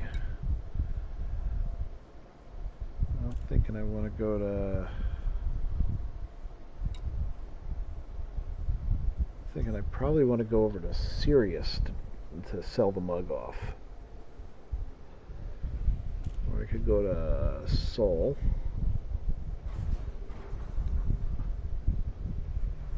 Well, let's take a trip over to Sirius. The Efremov plant. Alright, let's go find it on. There we go. For the mug.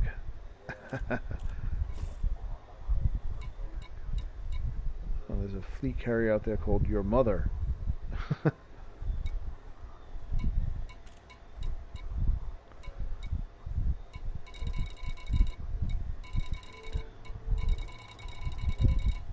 Alright, we're going to go to, well, let me go to the galaxy map.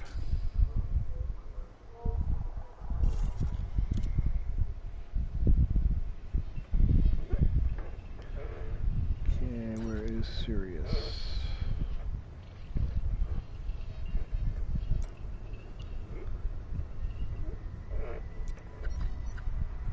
Alright, I'm not seeing it, so let me find it here. One second. I accidentally unplugged my keyboard.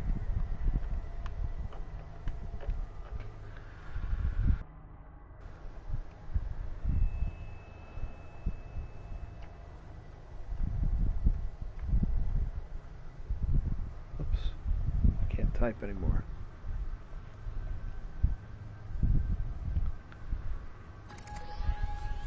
There it is.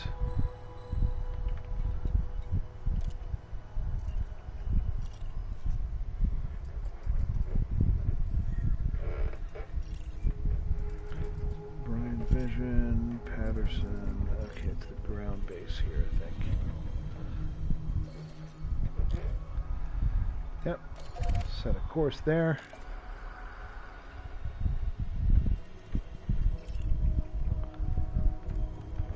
So we'll go from Alpha Centauri to a binary system with a white dwarf. This will be a much shorter ride.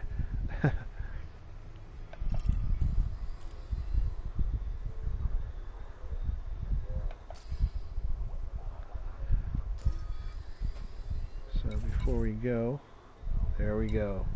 I've got the Hutton mug.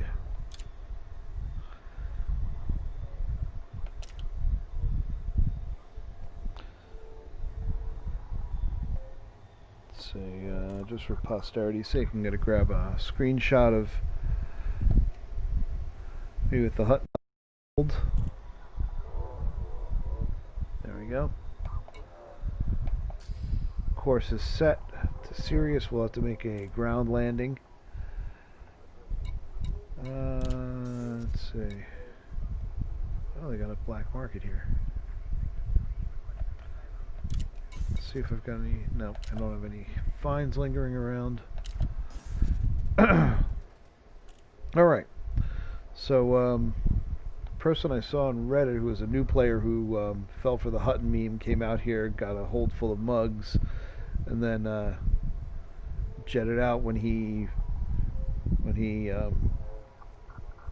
jumped out to the next system to sell off his mugs.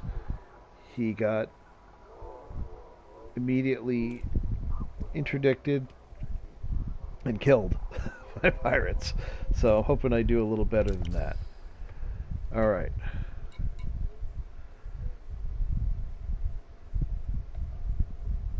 So without further ado, let's hit the road and get on the get out of this station.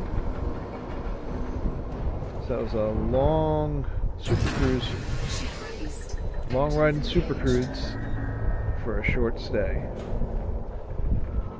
Get a little bit away from, get a little bit away from the station. We'll turn around and take a picture.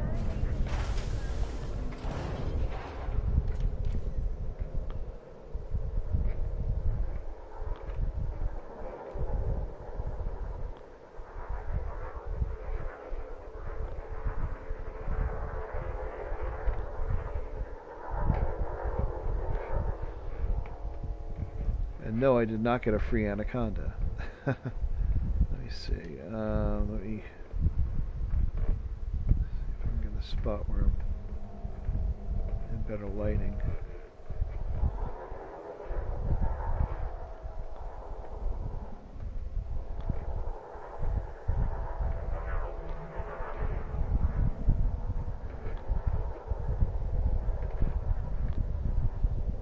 Okay.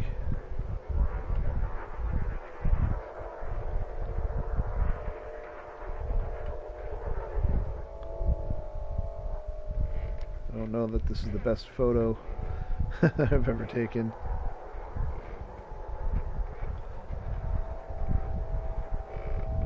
I don't know if I'll even be able to tell that it's me.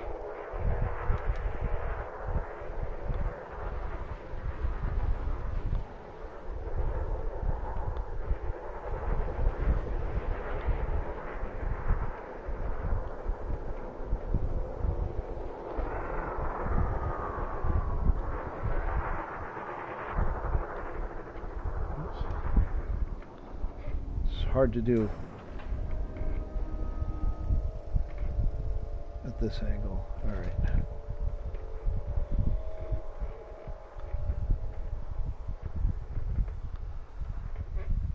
Yeah, I was very tempted to make this journey in a Sidewinder. Let me zoom out a little bit. But I thought that would be a little too cliche. Trying to figure out if I'm the only person who's been dumb enough to try and live stream the trip out to Hutton. Alright, bear with me. I'm going to take a photo. This isn't the greatest photo in the world, but I'm going to take it anyway. Okay.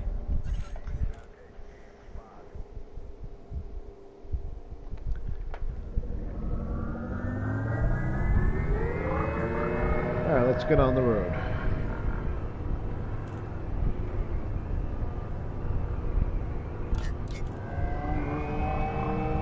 Full pips to engines. A mighty boost at barely cresting 300. Speed of 300 at a boost. In my tiny little hauler. Remember, I've upgraded my drives. Alright. Out of mass lock range. Here we go. Thank God it's easier to get out of here than it is to get here.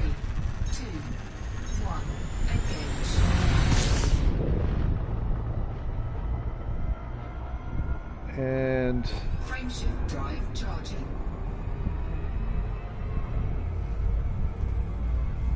And let's hit the hyperdrive and get out of here. 4, 3, 2, 1.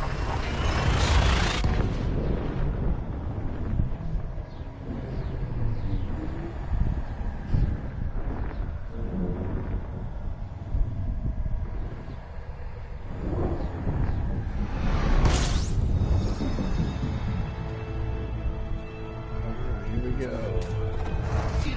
Oh, that's what I forgot to do. I don't like flying with my... I turned orbit lines off to take a picture. I prefer to fly with them on. Fuel tank disengaged. Alright, let's turn on my...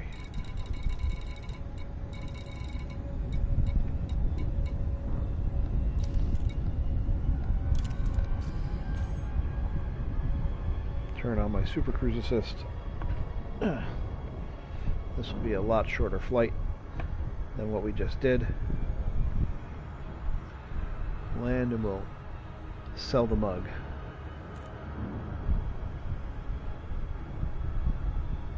It would be nice if there was a way that you can keep a mug somewhere. Or if we just let just give you a mug widget that you can put on your dashboard or something like that.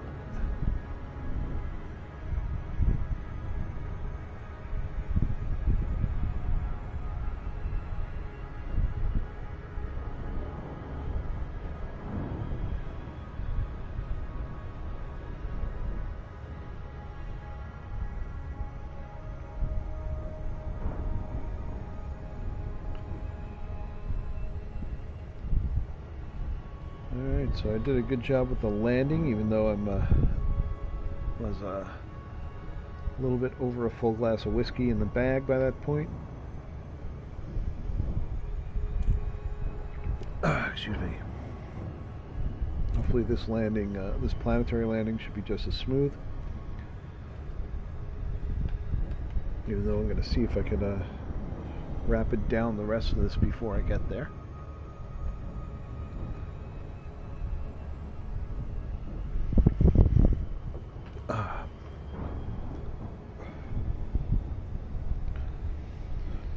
So let's review. We've had the world's most boring live stream of watching me point the nose of my hauler at Hutton Orbital for over an hour, and we've got our mugs, and we're bringing it in for a landing to go sell them. Got to hear me talk about how my day went for a long time. Got to hear me talk about how I gave my bike a flat tire and broke a spoke in the same day and tried to fix it. Got to hear me chat back and forth about some tips and advice for new players, about some Elite Dangerous stuff. Got to hear me down some rye whiskey and complain about how my butt hurts after sitting in the seat for that whole long super cruise. And now you're going to see me do a planetary landing here at Sirius before we call it a night.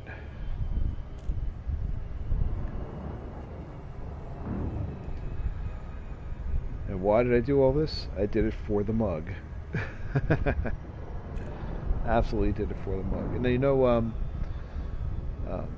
just to keep on the Hutton meme thing and get a sense of the developer's sense of humor, out near Colonia, 22,000 light years from here, there's a system.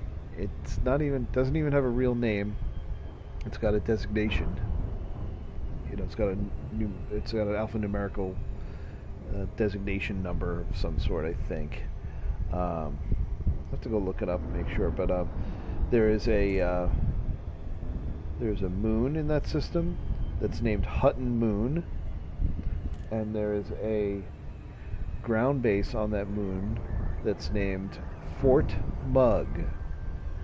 Hutton Moon, Fort Mug. 22,000 light years from Earth. There's still memes about Hutton Orbital in game. I have a screenshot of that some point. I posted it on Reddit before. So yeah, that's something you can go looking for on your own. See if you can find it.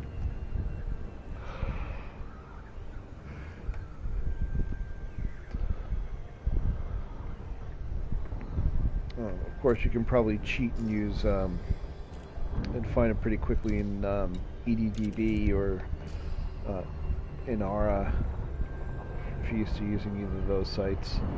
Yep, we're at the Sirius B White Dwarf, and coming up on our ground landing. Tonight is the first time I'm flying a hauler. It's actually not a bad little ship. Well, now that I've found some A-rated thrusters, it's not a bad ship. Still pretty much useless in a fight. But it can haul 16 cargo.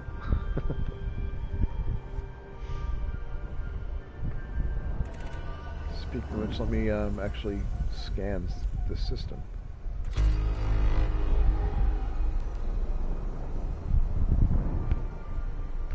I've been to, well, like most people who've done much engineering, I've been to Sirius a few dozen times already, so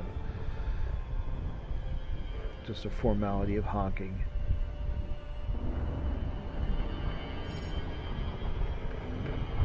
Okay, let me get a little closer before I drop below the glide path line.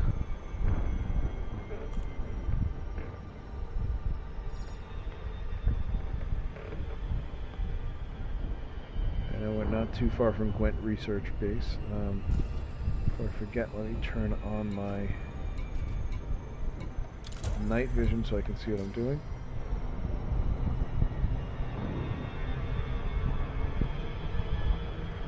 We should be going on a glide any second.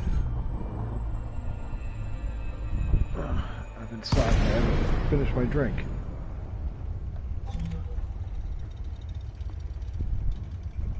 Alright, now we have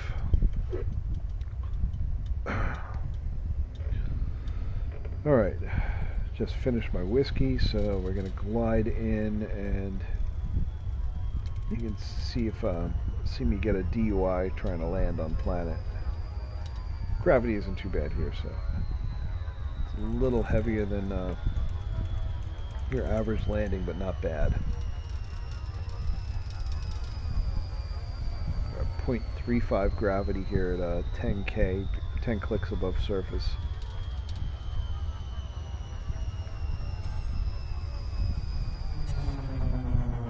Which isn't too harsh, but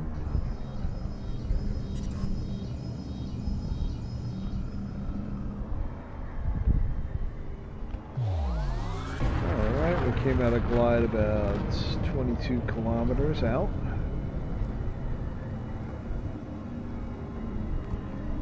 Boost a couple of times to get us some range. Echo Sierra. We eagerly await your arrival, Commander. You are very welcome at this terrestrial port. We'll just boost a couple more times so we get into range where we can request docking.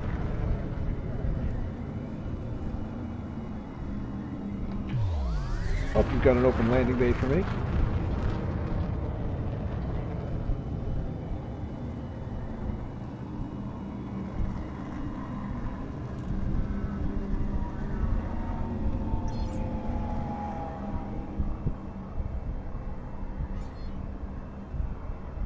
We are almost there.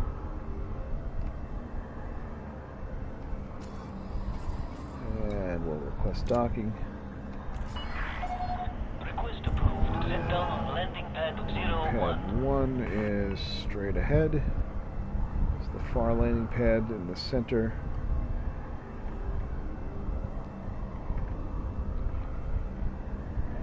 Do a pass and turn around. Swing out towards pad 4 and do the same trick again with lateral thrusts. Something like that. Tilt myself a little bit to the left just to, so the lateral thrust keeps me from getting dragged down to the planet.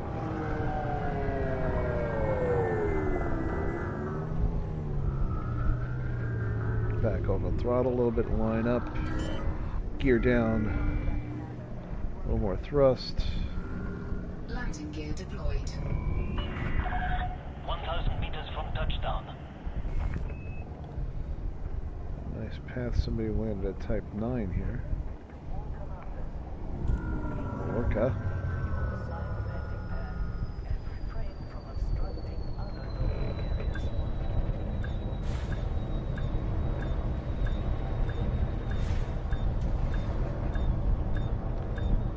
Get straightened out here.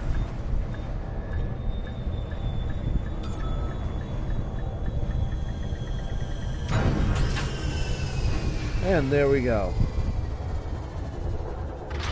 We just landed. I did not get jumped by pirates. Hope we can be of service, Commander.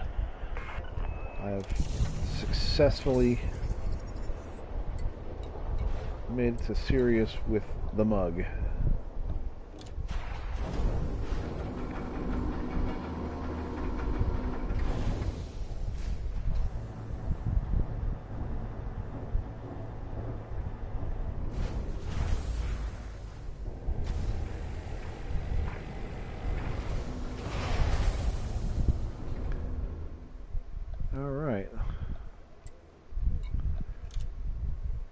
Starport services. Let's see how much I can get for these mugs, and then we're going to call it a night.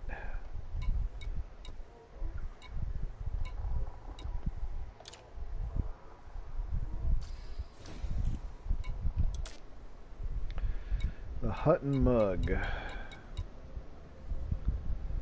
So it's below galactic average. I'm so terrible at reading the trading the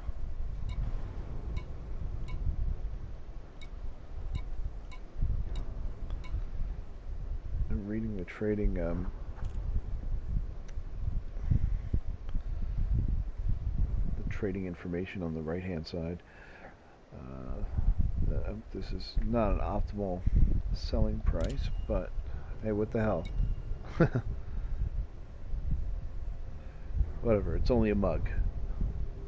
So there we go. We're going to sell this off. I'm going to take my 444 credits in profit for my, in exchange for sitting in Super Cruise for over an hour, and I'm going to like it because we just made it to Hutton and we got the mug.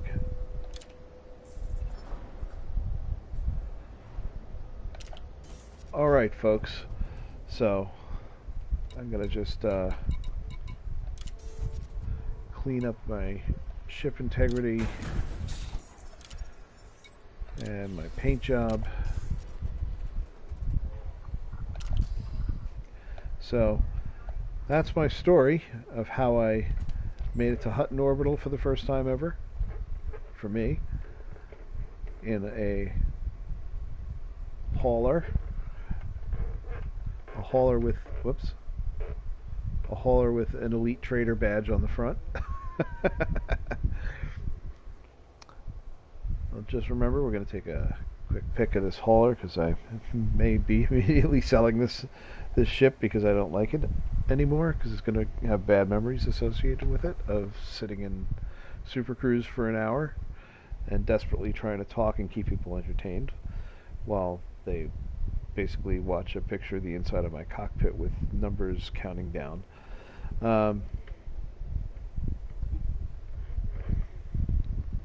So yeah, that's about it. We made it to Hutton. We got the mug.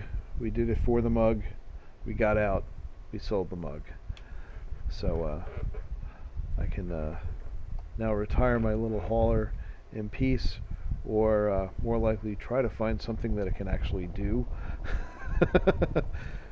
And take it out for a joyride once in a while. So that's it for today. Remember, do it for the mug.